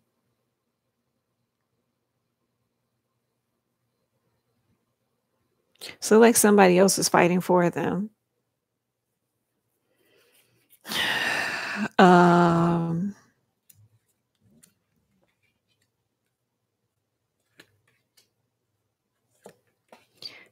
Yeah, I'm getting that there was like some sort of dispute between them and the company about money.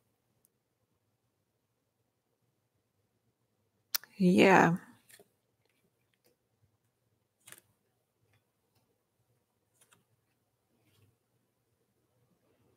A dispute between them and the company about money. Some woman, a woman came in to try to like help them or defend them. I think everything seems like it's resolved because I get this healing card. Like it seems like everything is resolved behind the scenes. I get a healing card. I get this card where it's like they're just waiting on for more opportunities or maybe just waiting on having another comeback. They feel more like they can be carefree now. Yeah, there's a woman and it looks like there's a man now helping them. So yeah, so they must have been running in a few financial issues with the company about getting paid fair. They really felt bad about it, devastated about it, but people came in to help them. Now everything is like resolved with the company and the money. There's healing energy. They're probably preparing for another comeback or preparing for like an opportunity to come to them or something. It's like I have like this waiting card. And yeah, so that's pretty much what's happening with BtoB. Unfortunately, that's what had to happen to them. Because, you know, Cube. He said if people wonder why you're worried about G Idol, I'm worried about G Idol too.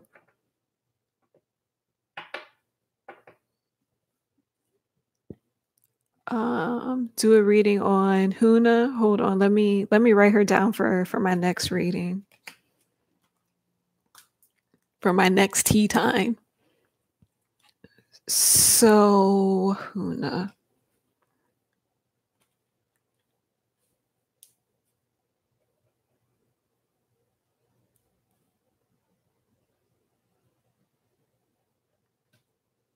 Okay. So I got her. But yeah, that's pretty much all I got on BtoB.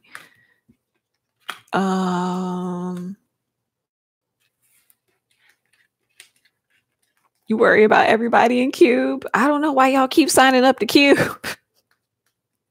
I worry about everybody in Cube too. Cause you see how they doing CLC.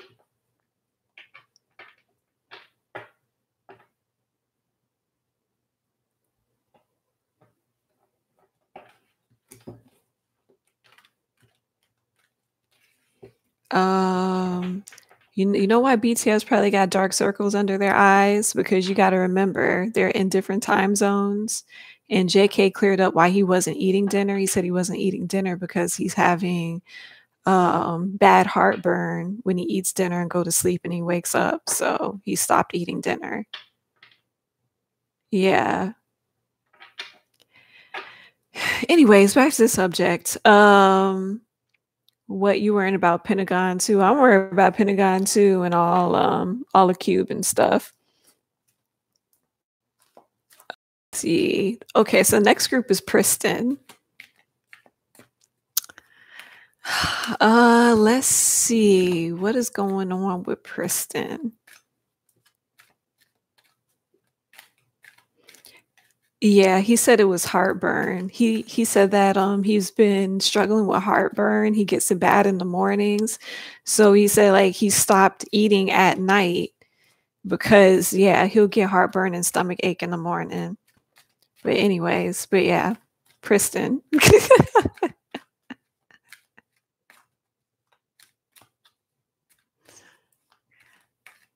Wow, Pristin haven't came back in a year? Whoa. Hold on. What is going on with Pristin?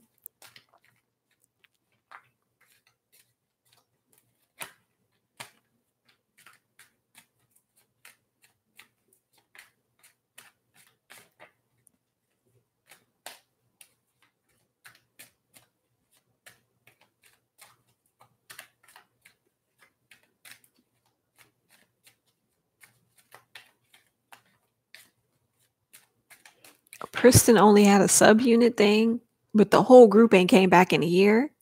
Oh my god. Oh, okay. Well, this card jumped out. Money. Money's the issue. Wait, what company they with? Cause the budgets and the monies ain't there. Planet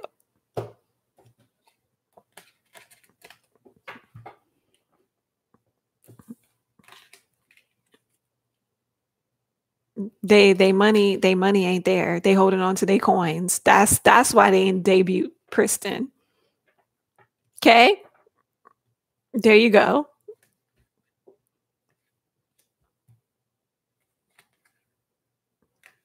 They company stressed the heck out.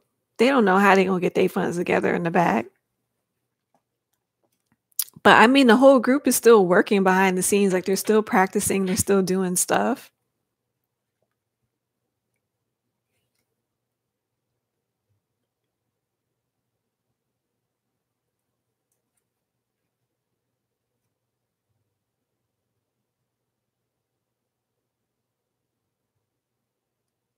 I'm feeling like they're gonna get rid of some members in this group. And they're gonna try to see if that's gonna make them more money. Why y'all always have financial issues? This dude's still in the back, still in their money.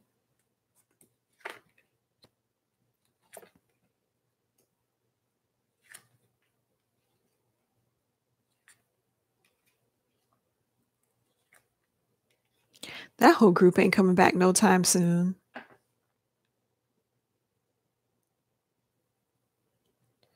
Yeah. They're debating right now whether or not they're going to keep some of these girls in this group or they're going to drop off some of these girls.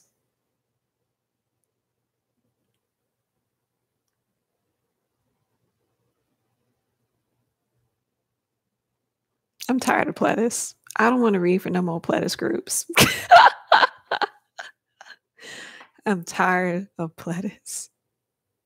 The whole thing is at a standstill. Like the whole thing about this whole group is at a standstill right now. Whole thing is at a standstill.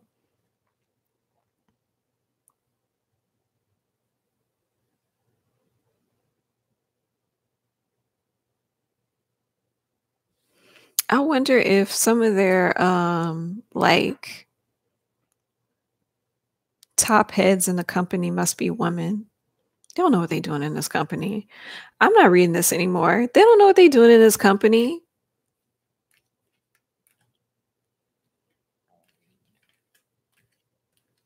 They're all conflicted in the back. They don't know what they're gonna do with Pristin. They think that maybe if they lose some girls, it might work for them. They're thinking they're all just they don't know what they're doing with this girl group, and they don't have the money to even let them come back.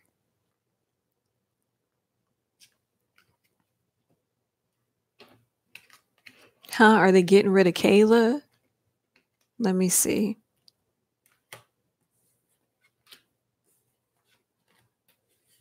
I don't even feel like it's one girl. I feel like it might be a couple of girls that they might not keep in the group.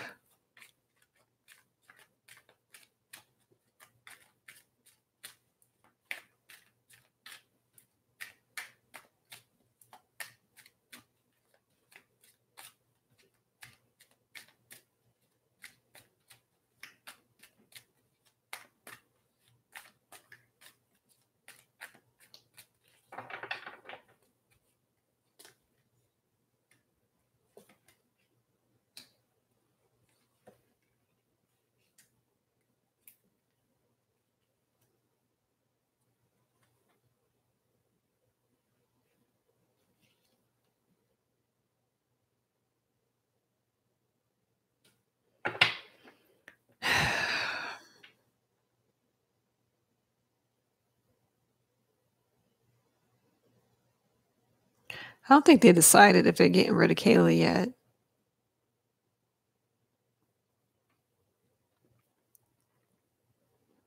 I don't think they are. They haven't even decided if they're getting rid of her yet.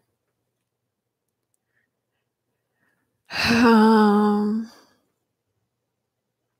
something not right with Kayla or whatever is happening to her.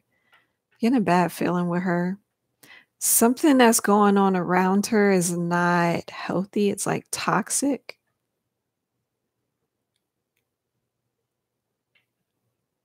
And it's between two people. I don't know. I'm not reading too much into that.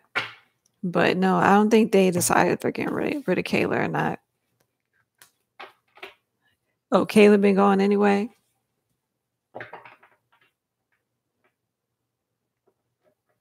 They don't even know who's in the group, who's not in the group.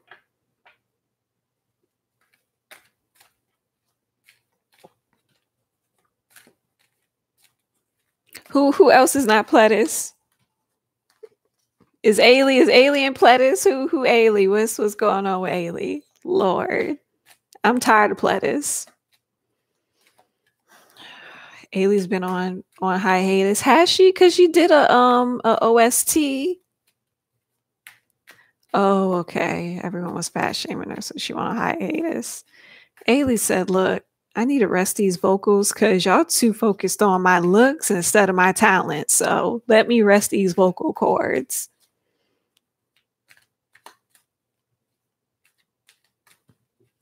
Thank God Ailee ain't in Pledis. Ailee was at KCON LA. Oh, okay.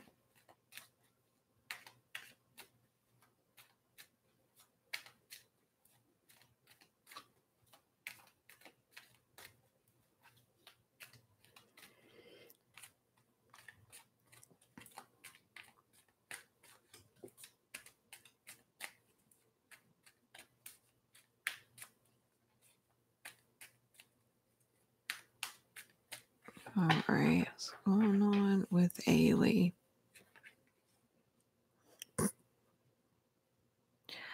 Right now, she can't be bothered with anybody's comments and concerns. She is not, she's pretty much ignoring the world right now, ignoring everybody. I want to say she probably took a trip somewhere to try to get her mind off of things, to try to heal herself. Like she escaped somewhere. The Lover's card. Looks like she might have went somewhere to see a boo thing. I don't know if she dating or not.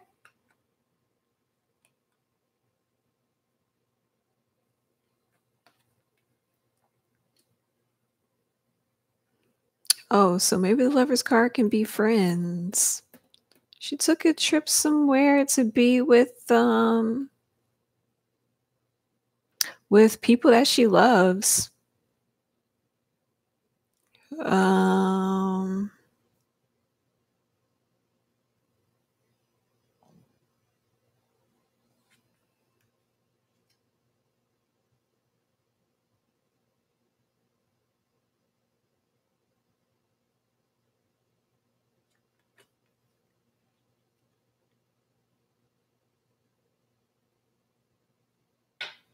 I think she got a boyfriend.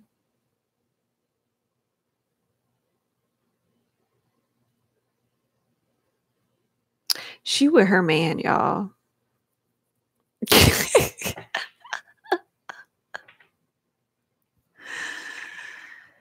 You don't know if Jesse and her is in the same company.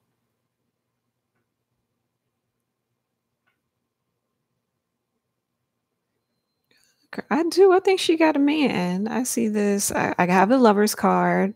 Then I have the King of Wands card. This is a man. And I have the Ten of Cups card, which is like a happy family.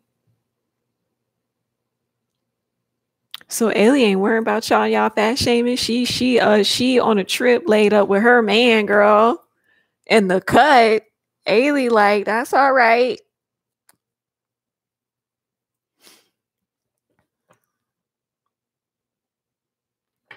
Hey, look.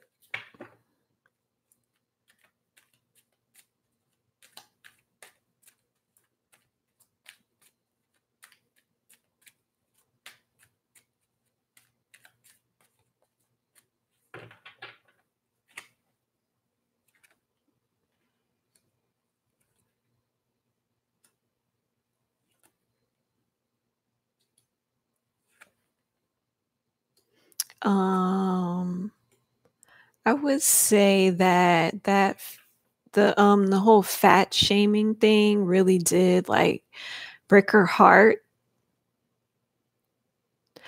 But at the same time she got over it though. She kind of got over it. She feels a little bit more carefree.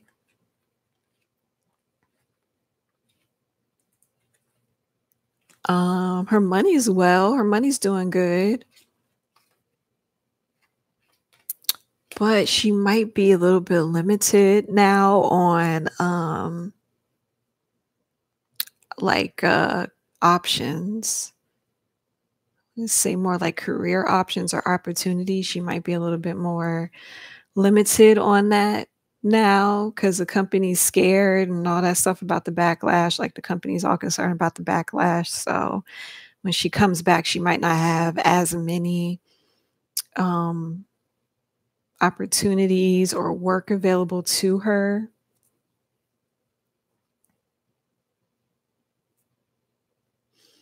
But I think that's why she has now chose to focus on her relationship with this guy because of that. Because I think she know. So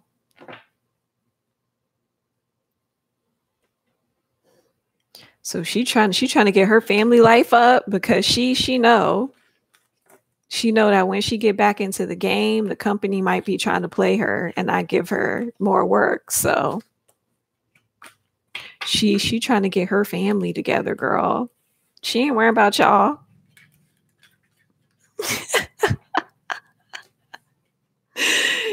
she ain't worried about you. Let me see. Okay, that's better.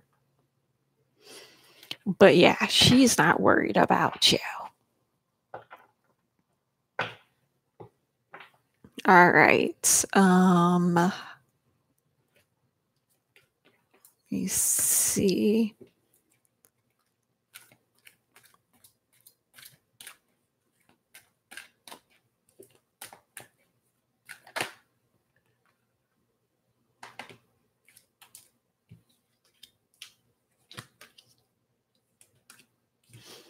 But yeah. Yeah. Oh, she's 29 now. Yeah. Yeah. She's in rest and rejuvenation mode. What else I see? Trying to see what else I can see on Ailee.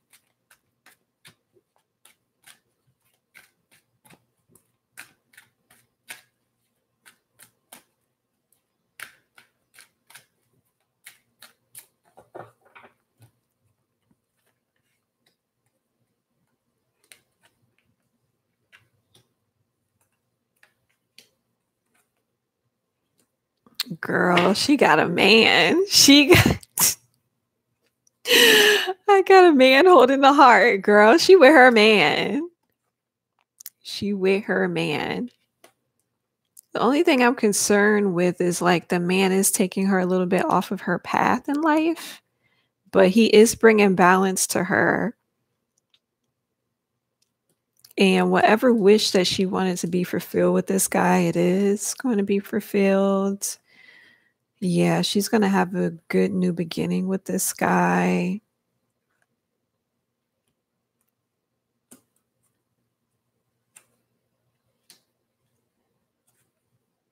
Yeah. Yeah.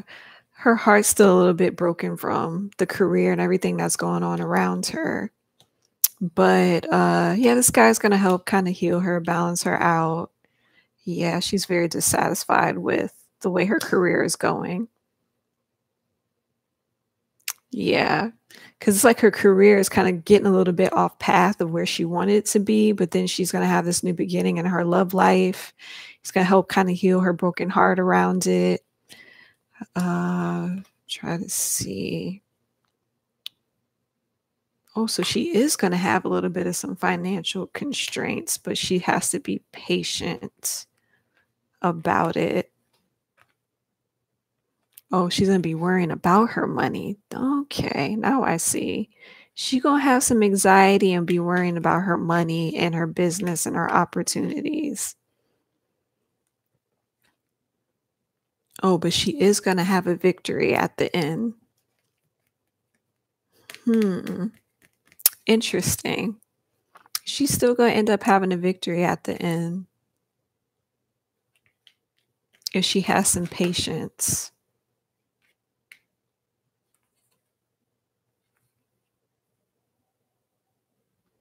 She needs more self-love for herself. But yeah, that's all I really see is her taking a break from the world. Her taking a break from the world, focusing on her relationship with her man, and had like doing some personal healing, some growth. And I guess she's really too trying to mentally prepare herself for what she's going to have to face when she does decide to come back to music. Because, you know, Koreans don't forgive anything for 2,000 years. So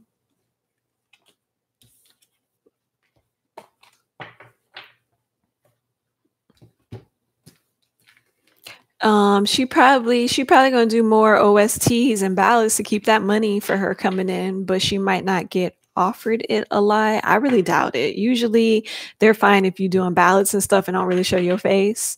So she probably will do that to keep the money in. But to be out in public with something else, I don't think that she gonna do that.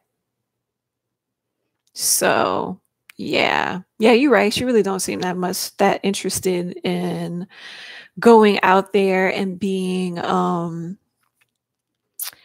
a part of the whole K-pop scene. No, she don't seem like she's that interested in that. So yeah.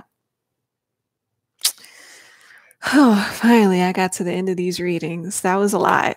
I was only supposed to be on here for like an hour, and I'm on here for 2 hours.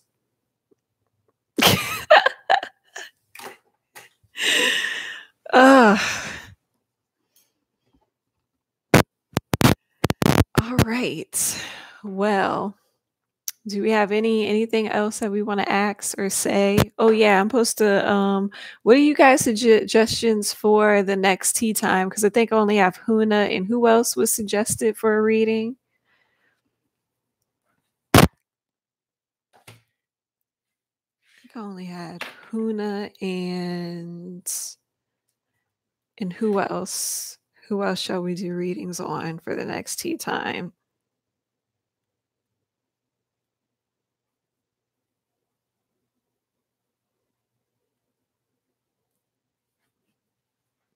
Oh, y'all trying to do Lehigh? Lord, y'all gonna trigger me. Oh, Eric Nam, okay.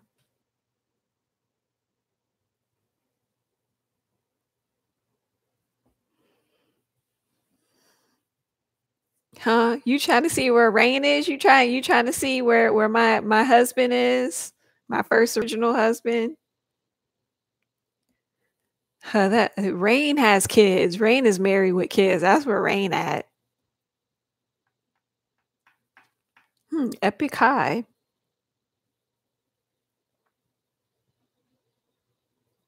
I wonder what they're doing and where they at. They're with YG, so they probably just not doing anything, huh?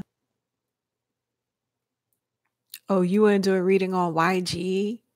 Oh, and BAP? What BAP is under investigation for sexually harassing a woman? First the leader leaves and now this? Okay. YG and BAP. Jesus Christ. Him Chan?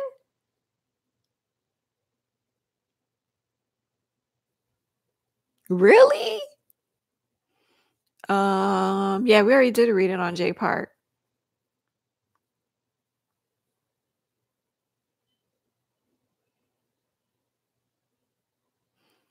I cannot believe Him Chan is under some investigation. Wow.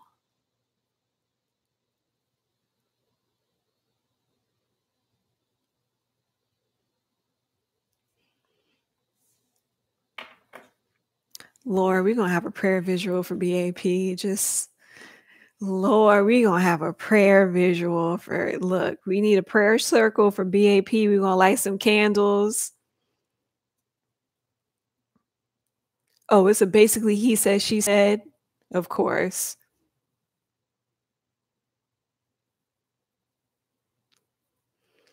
They are going through it. The leader leave, then y'all under investigate. Whew.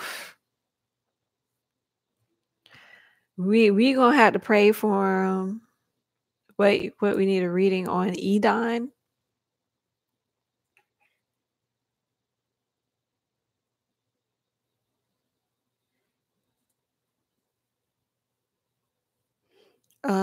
Oh yeah, I seen the GD documentary.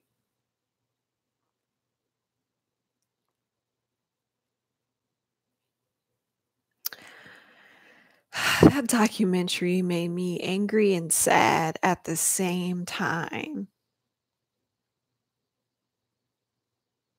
It was confusing at the end. Like the first part of it, you like understood where it was going, what it was trying to say, and then all of a sudden, I don't know, about the middle to the end, it just didn't make any more sense. You were just like, what are you trying to say? What are you trying to do? I didn't get it.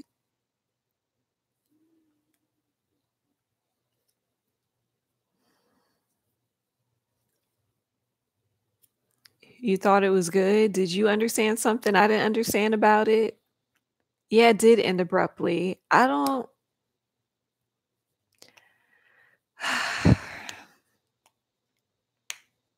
I'm really worried about him in his mental state. I really am, and I'm really worried about the people around him. I really feel like they don't care about him. I really don't feel like they care about him or his mental state at all. Like, I really just feel like they're just around him, and they're just mooching off of him and just enjoying his lifestyle. Like, and I really don't really feel like they care about his well-being at all whatsoever. I mean, they literally, for breakfast, gave him chocolate milk and said, "Drink up. We gotta go to the next thing." What?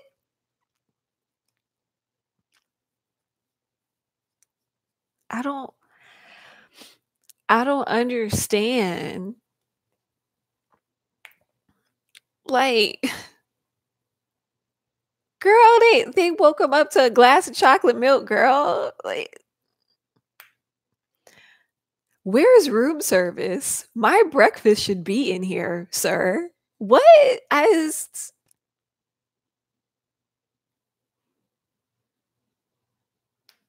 Yeah, they were banging on the door, try to get him to wake up. Like, why didn't they just have a car key and just go in and wake him up gently and slowly and already have his breakfast ready? He's a star. I don't get this. I don't get what your staff is doing around you. S Yeah, chocolate milk and cigarettes. Girl, if they don't get somebody to come in and really, like, take care of him because he don't have that and the staff don't look like they care. Like, this dude just banging on his door, "Wake up." Like, what is this, the military? Like, what is if I'm a star, okay? If I'm a star, what you gonna do is give me steak and eggs every morning the way I like. I don't You're not gonna give me chocolate milk, sir. I will flip this whole nightstand over.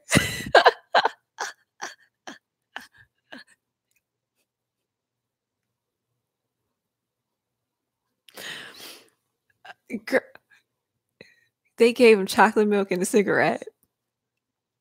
And it's like, "Okay, get up, wash up, do what you gotta do. Come on, we gotta go to the next flight, the next show." What? That part got on my nerves. The other part that really got on my nerves was like,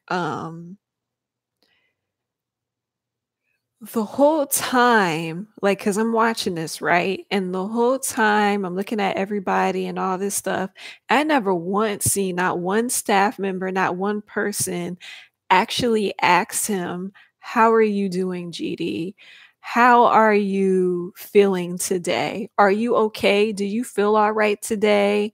What's going on with you?" Now, I have not heard nobody or seen anybody during that whole documentary say that to him or ask that.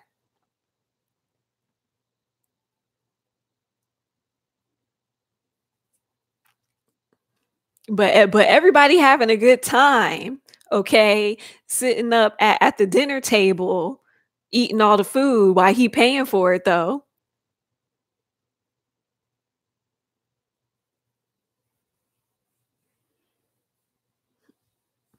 Um, but yeah,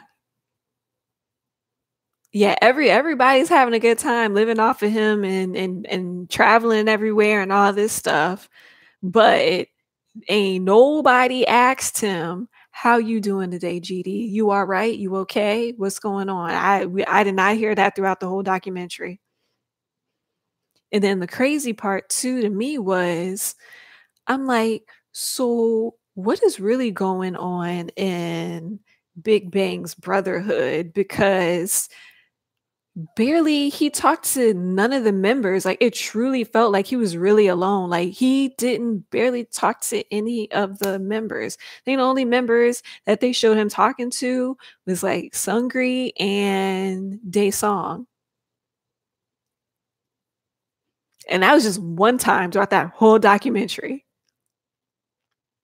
So, like, none of your brothers call you every day and see if you okay, if you alright? No, like, I don't understand.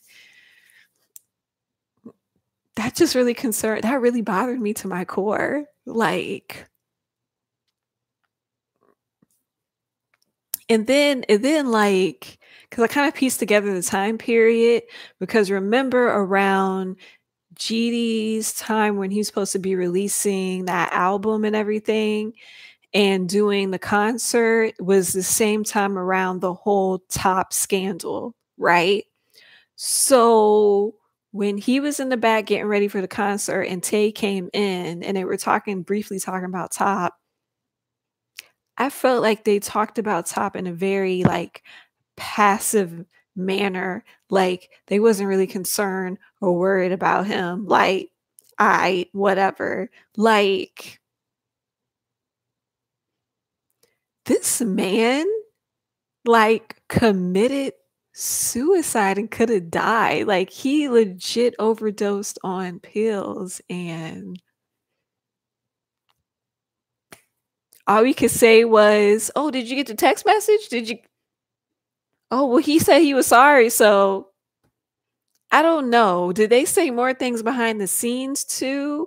Because, I mean, the way it was edited, it was very chopped up and cut, so I don't know, did they say more and left that out, or it was so passive. It was just so like, "Oh, yeah, said sorry, whatever," and your man is going through a whole scandal crisis, like,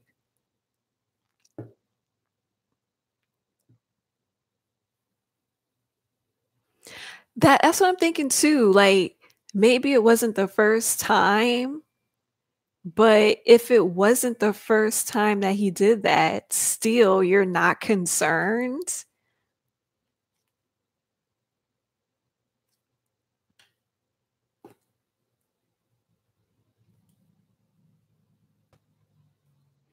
I always feel like YG idols don't like each other, to be honest, especially the new generation. Oh, YG didn't want Top to be mentioned? That's how he feels, he was done with it. Yeah, I think they're still making Top a villain in the whole situation. I know, but Top is not the villain. I feel like Top is screaming out for the same kind of mental help in the way that GD is. You know what I'm saying? Because GD has had suicide attempts also, and just there's no concern, no sympathy, no compassion. There's none of that, not even between the group members and not even with the staff and the people around them. And that is so concerning and bothersome to me.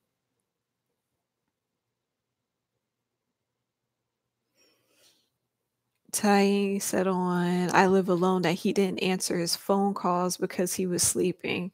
Okay. That's one situation where Taeyong didn't answer the phone calls or whatever.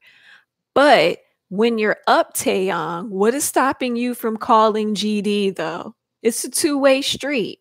What's stopping you from calling GD in the day and say, "Hey bro, you all right?" What's stopping you from texting GD and saying, "Hey, you good?" Like,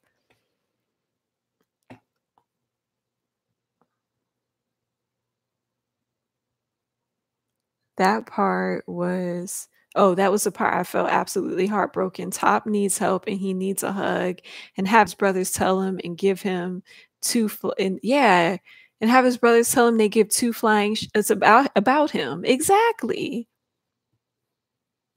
You wonder if Taeyong's wife is influencing him. I don't think that she is. I don't think she got that. I don't think she's like that though.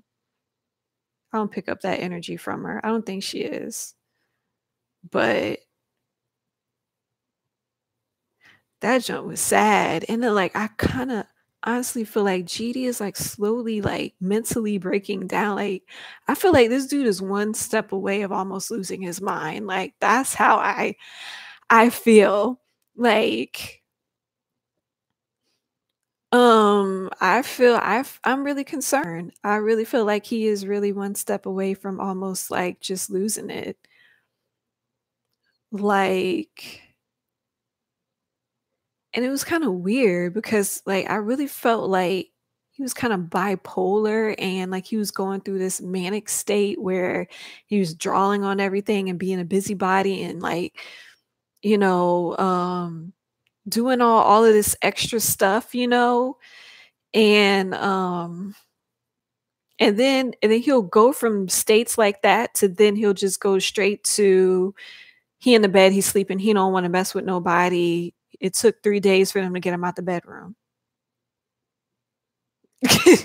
Like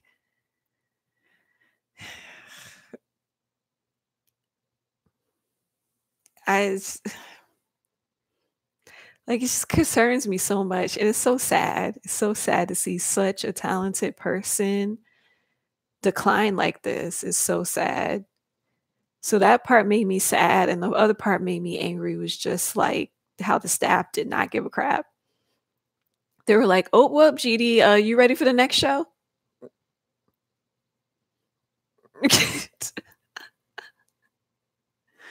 Yeah, YG only do care about money. YG don't care about him. YG only care about the money that he can make off of him. What? Oh, Paris said, then I remember where he was being mobbed, and when he was at the airport, he got in a vehicle and looked like he was crying. Mm. I mean, it could be depression. It sucks all the energy out of you. Yeah, more or less the textbook definition of bipolar. Yeah, because he'll go into these really ecstatic, happy states, and he's creating and he's drawing, and he's doing all this, and then all of a sudden we clip to a scene where it's like, yeah, he has been out of his bedroom for a while. Oh, okay. Or even a good example was he was in a good mood, whatever. Then all of a sudden there was like the scene with the paparazzi or whatever, and then all of a sudden his mood just went straight down.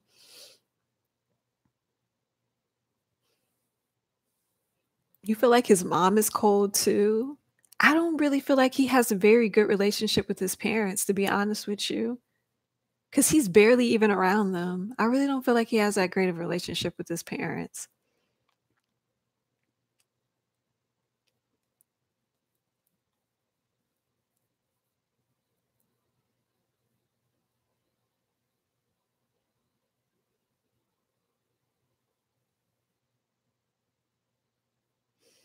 But yeah, I just feel like everybody is just like really ignoring him and stuff. So yeah, that's how I felt about that documentary. It just makes me think about like, you know, about fame and about the people that you keep around you. Um, okay, so for the next reading, we have Huna, Lehigh, Eric Nam, Rain, Epic High, YG, BAP, and Edon. Um, so yeah, I guess I'll get to that for the next reading or the next session. And again, happy birthday, Namjoon. It's not till next week, that's fine. Because I'm probably not even going to be on next week for the birthday because it's in the middle. His birthday is actually in the middle of the week. So I had to do what I had to do. And what else was I going to do? Oh yeah, I still have to announce whatever the fandom name is. I didn't get to that because I've been in a BTS world. So forgive me. I'm not going to do Big Hit's new boy group reading until everybody has officially debuted. Am I going to do more romance reading on BTS? I still got ships to do. Talking about that, okay, like for these ship readings, Y'all, do y'all really be taking this stuff seriously? Because I be having people in my comment section that be taking these romance readings so seriously. Like, do we all know this is for fun and games and kicks and giggles? Like, I don't understand.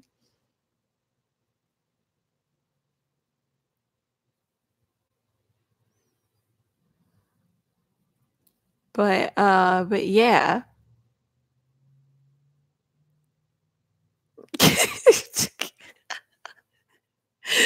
They really be on here be thinking that they really be on here thinking that this thing is real. Okay. All right. But anyways, but yeah, I have more ships to do. I'm still trying to get around to how I'm gonna do my V Men and Cook reading. Still trying to get around to that.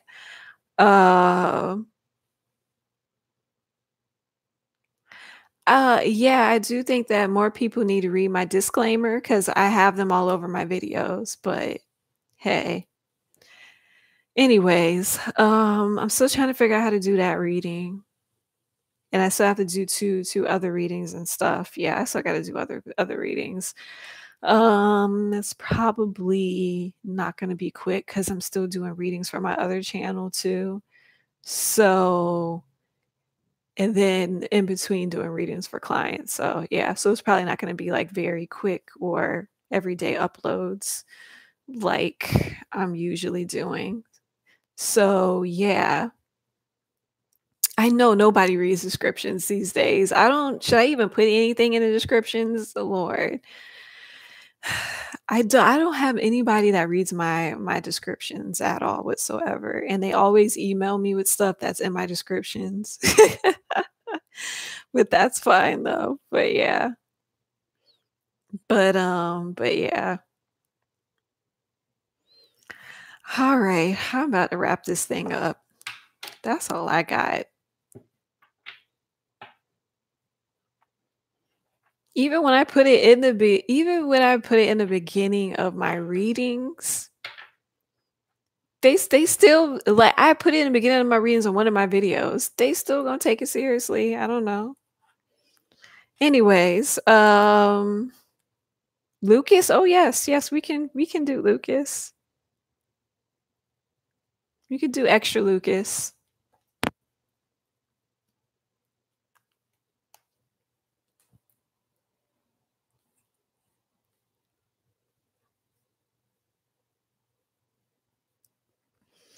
But yeah, what I think that I should put the reading what I'm doing in the title. You want Sumney?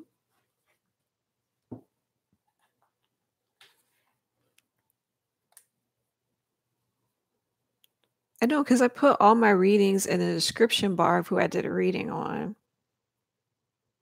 Oh Lord, we're really Paris. We could do Lucas, really Paris, because you acting like you gonna do the Lucas reading. You gonna do Lucas reading Paris, huh? Why we got everything in caps? Vicky P, thank you for the Awakening Among Us pick a card readings. They're so helpful. You're welcome. I want to do more. I've been trying to push myself to do like more pick a card readings on that channel since everybody is really enjoying them. So I'm really trying to push to do more readings in between what I'm already doing. But yeah. And oh yeah, and Vicky, and also like if you follow me on like Waking Among Us Twitter, I do like message of the day kind of thing. So you could go follow me there too.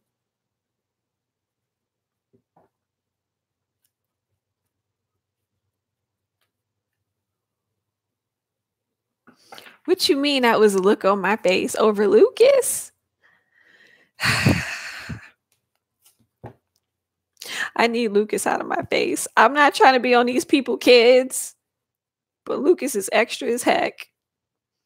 I'm not trying to be on. Huh? Can I give you the link to the other channel? The link to my other channel or the name of my other channel is in my description box. All you have to do is just type in Awakening Among Us and my stuff will pop up. But yeah. Um, I'm not trying to be up on people's kids. I need Lucas. I need Lucas gone. I need Lucas out my face. I need it's all right, Sabrina. You're fine.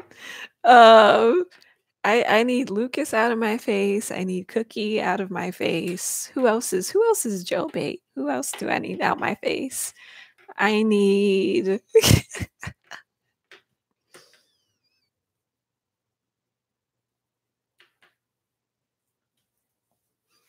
who else do I need out of my face? Because I'm tired. Um oh, Paris, you gave her the link to the channel. Thank you, Paris. I can't do these things while live. Thank you, Paris. That's Paris is my personal assistant online. Even though I need a personal assistant in real life.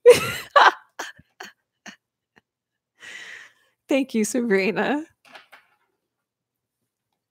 Oh yeah, and then on my AwakeningAmongUs channel, I'm gonna like do more like, weekly pick a card reading. So I'm gonna try to get around to that. So yeah.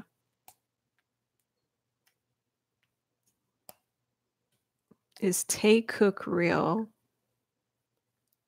Friendship wise, yeah, they're real.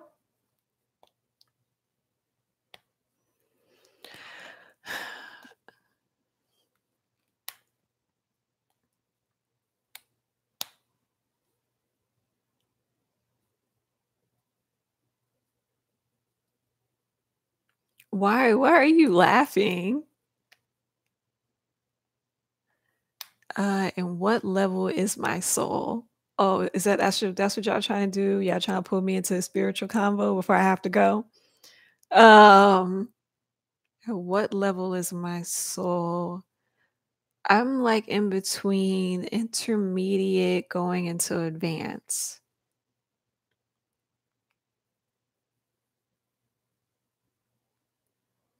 Oh Lord, Lucas is fine. Lucas is fine. Look behind me. I'm not scared of ghosts. Do you know I talk to ghosts? I'm not scared of ghosts. I'm not scared of spirits. I'm surrounded by spirits all the time. Do you want to hear a spooky story about a spirit that I had an encounter with? Let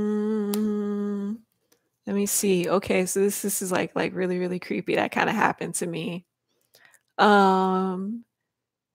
So I was listening to music at night, right? My headphones.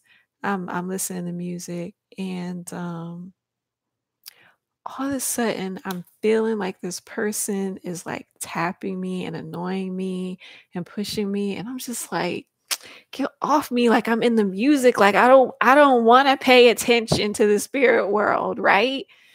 I was like, I don't want to pay attention, right?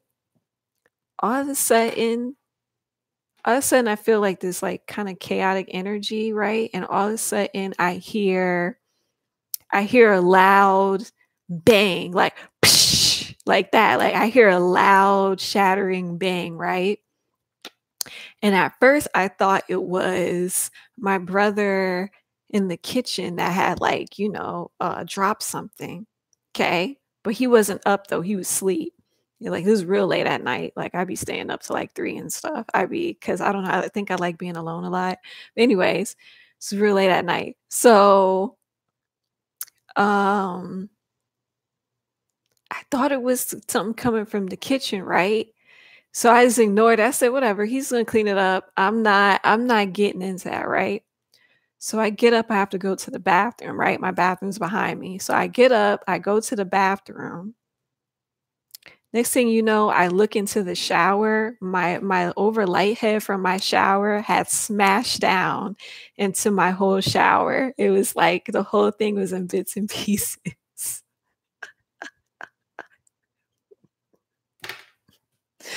And I was like, And at first I thought, "Oh my god, the ghost did this." Like, "Oh, I got the that spirit did this," but then I realized, no, it was trying to get my attention to know that that's what happened, like, it had fell down.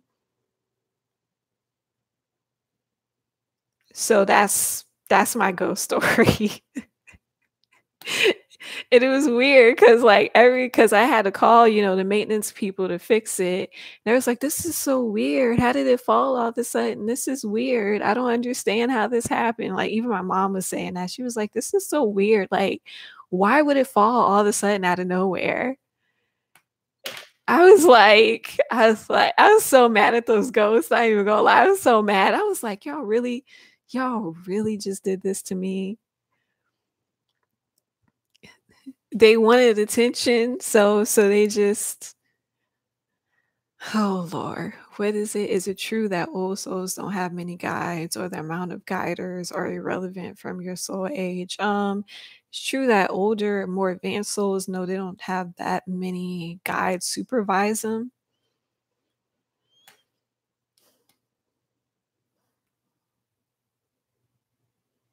Your best friend died and came back as a bird. That's interesting. I wonder why he picked to be a bird of all things.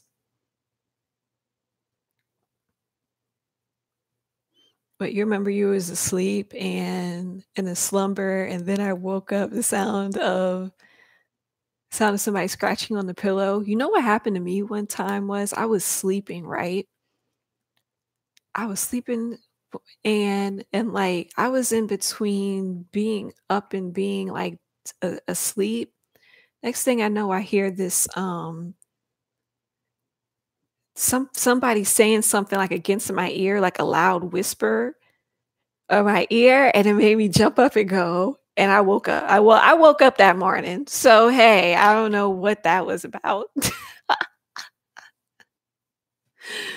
But no, I'm not scared of ghosts. I'm not scared of all that stuff. It's very interesting to me. I don't know why I'm so curious and interested. It's very interesting to me. But no, I'm not scared of that stuff. Probably why I wouldn't look behind me. I don't care what they move. You can move whatever you want. I don't care. I'm not scared of them. I think they kinda know that. That's probably why they don't bother me that much.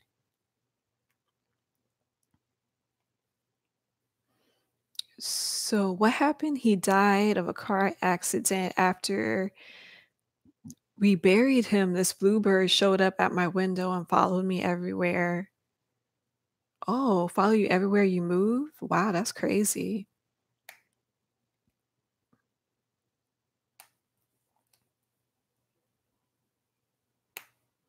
Oh, one of the lights in your house turn on and off, Sabrina. Yeah, they just like to have attention and bother you. Usually they do. What Jimmy from BTS said that he felt someone grabs him between the legs and he thought it was RM.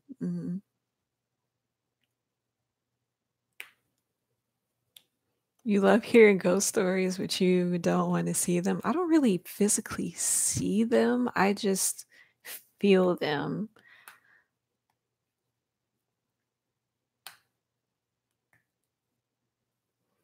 You lived in 4 states and 2 countries since then, and the bluebird still shows up. I don't like scary or horror, but yeah, I don't like horror films or scary films. Like I don't watch those things well. I don't like the feeling of being on edge and jumping I don't like that feeling. Like there's people that love that feeling, like they're addicted to it. That's why they be watching that stuff. I don't like that. I don't like watching people get mutilated. I don't just killed and all. I don't like all that stuff. I don't watch scary movies well. I don't like that feeling. Does that mean we're gonna get a ghost story stream for Halloween?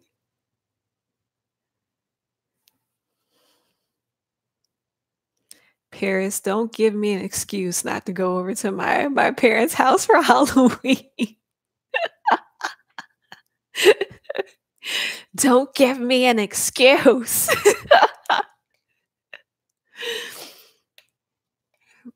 Yeah, I don't like jumping. I don't like jumping.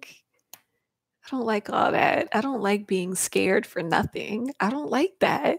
I don't like that feeling.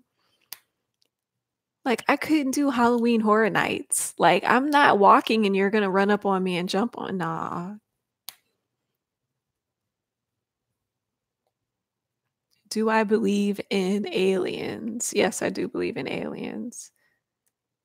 Oh my god, great idea. Y'all really trying to get me to live stream on Halloween?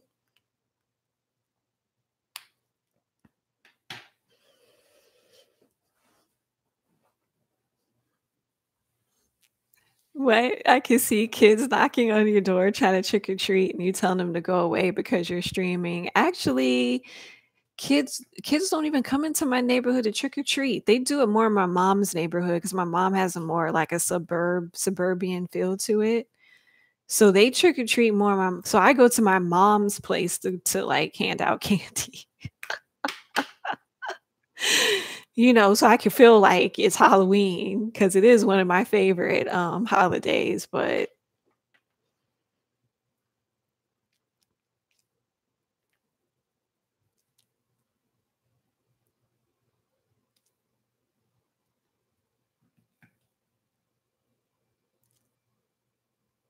what by the way, Jungkook admitted that he has a Naver ID and commented on J-Hope V Live. That's true.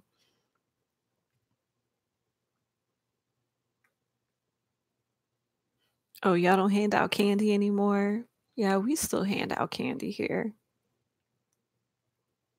Kids gotta have fun somehow.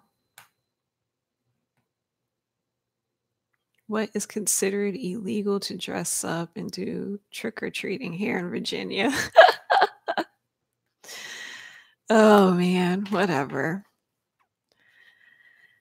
I'm trying to remember what I didn't dress up last year. That's right, because I was moving. I was in between moving last year, so I didn't even have time to dress up or do nothing. And by the time Halloween rolled around, I was so sore and tired. Oh man, I didn't do anything. But the Halloween before that, I was like what you call it? I was that blade monster thing. And I had like my tongue, like I drew a tongue and I drew like the whole thing and with the fangs and all of that stuff. Like I did that. And I think the Halloween before, I was like a crazy clown with the teeth. Like I drew all the whole exaggerated teeth and everything. Yeah. I don't know what I'm doing this year. I don't know how I'm gonna paint my face this year.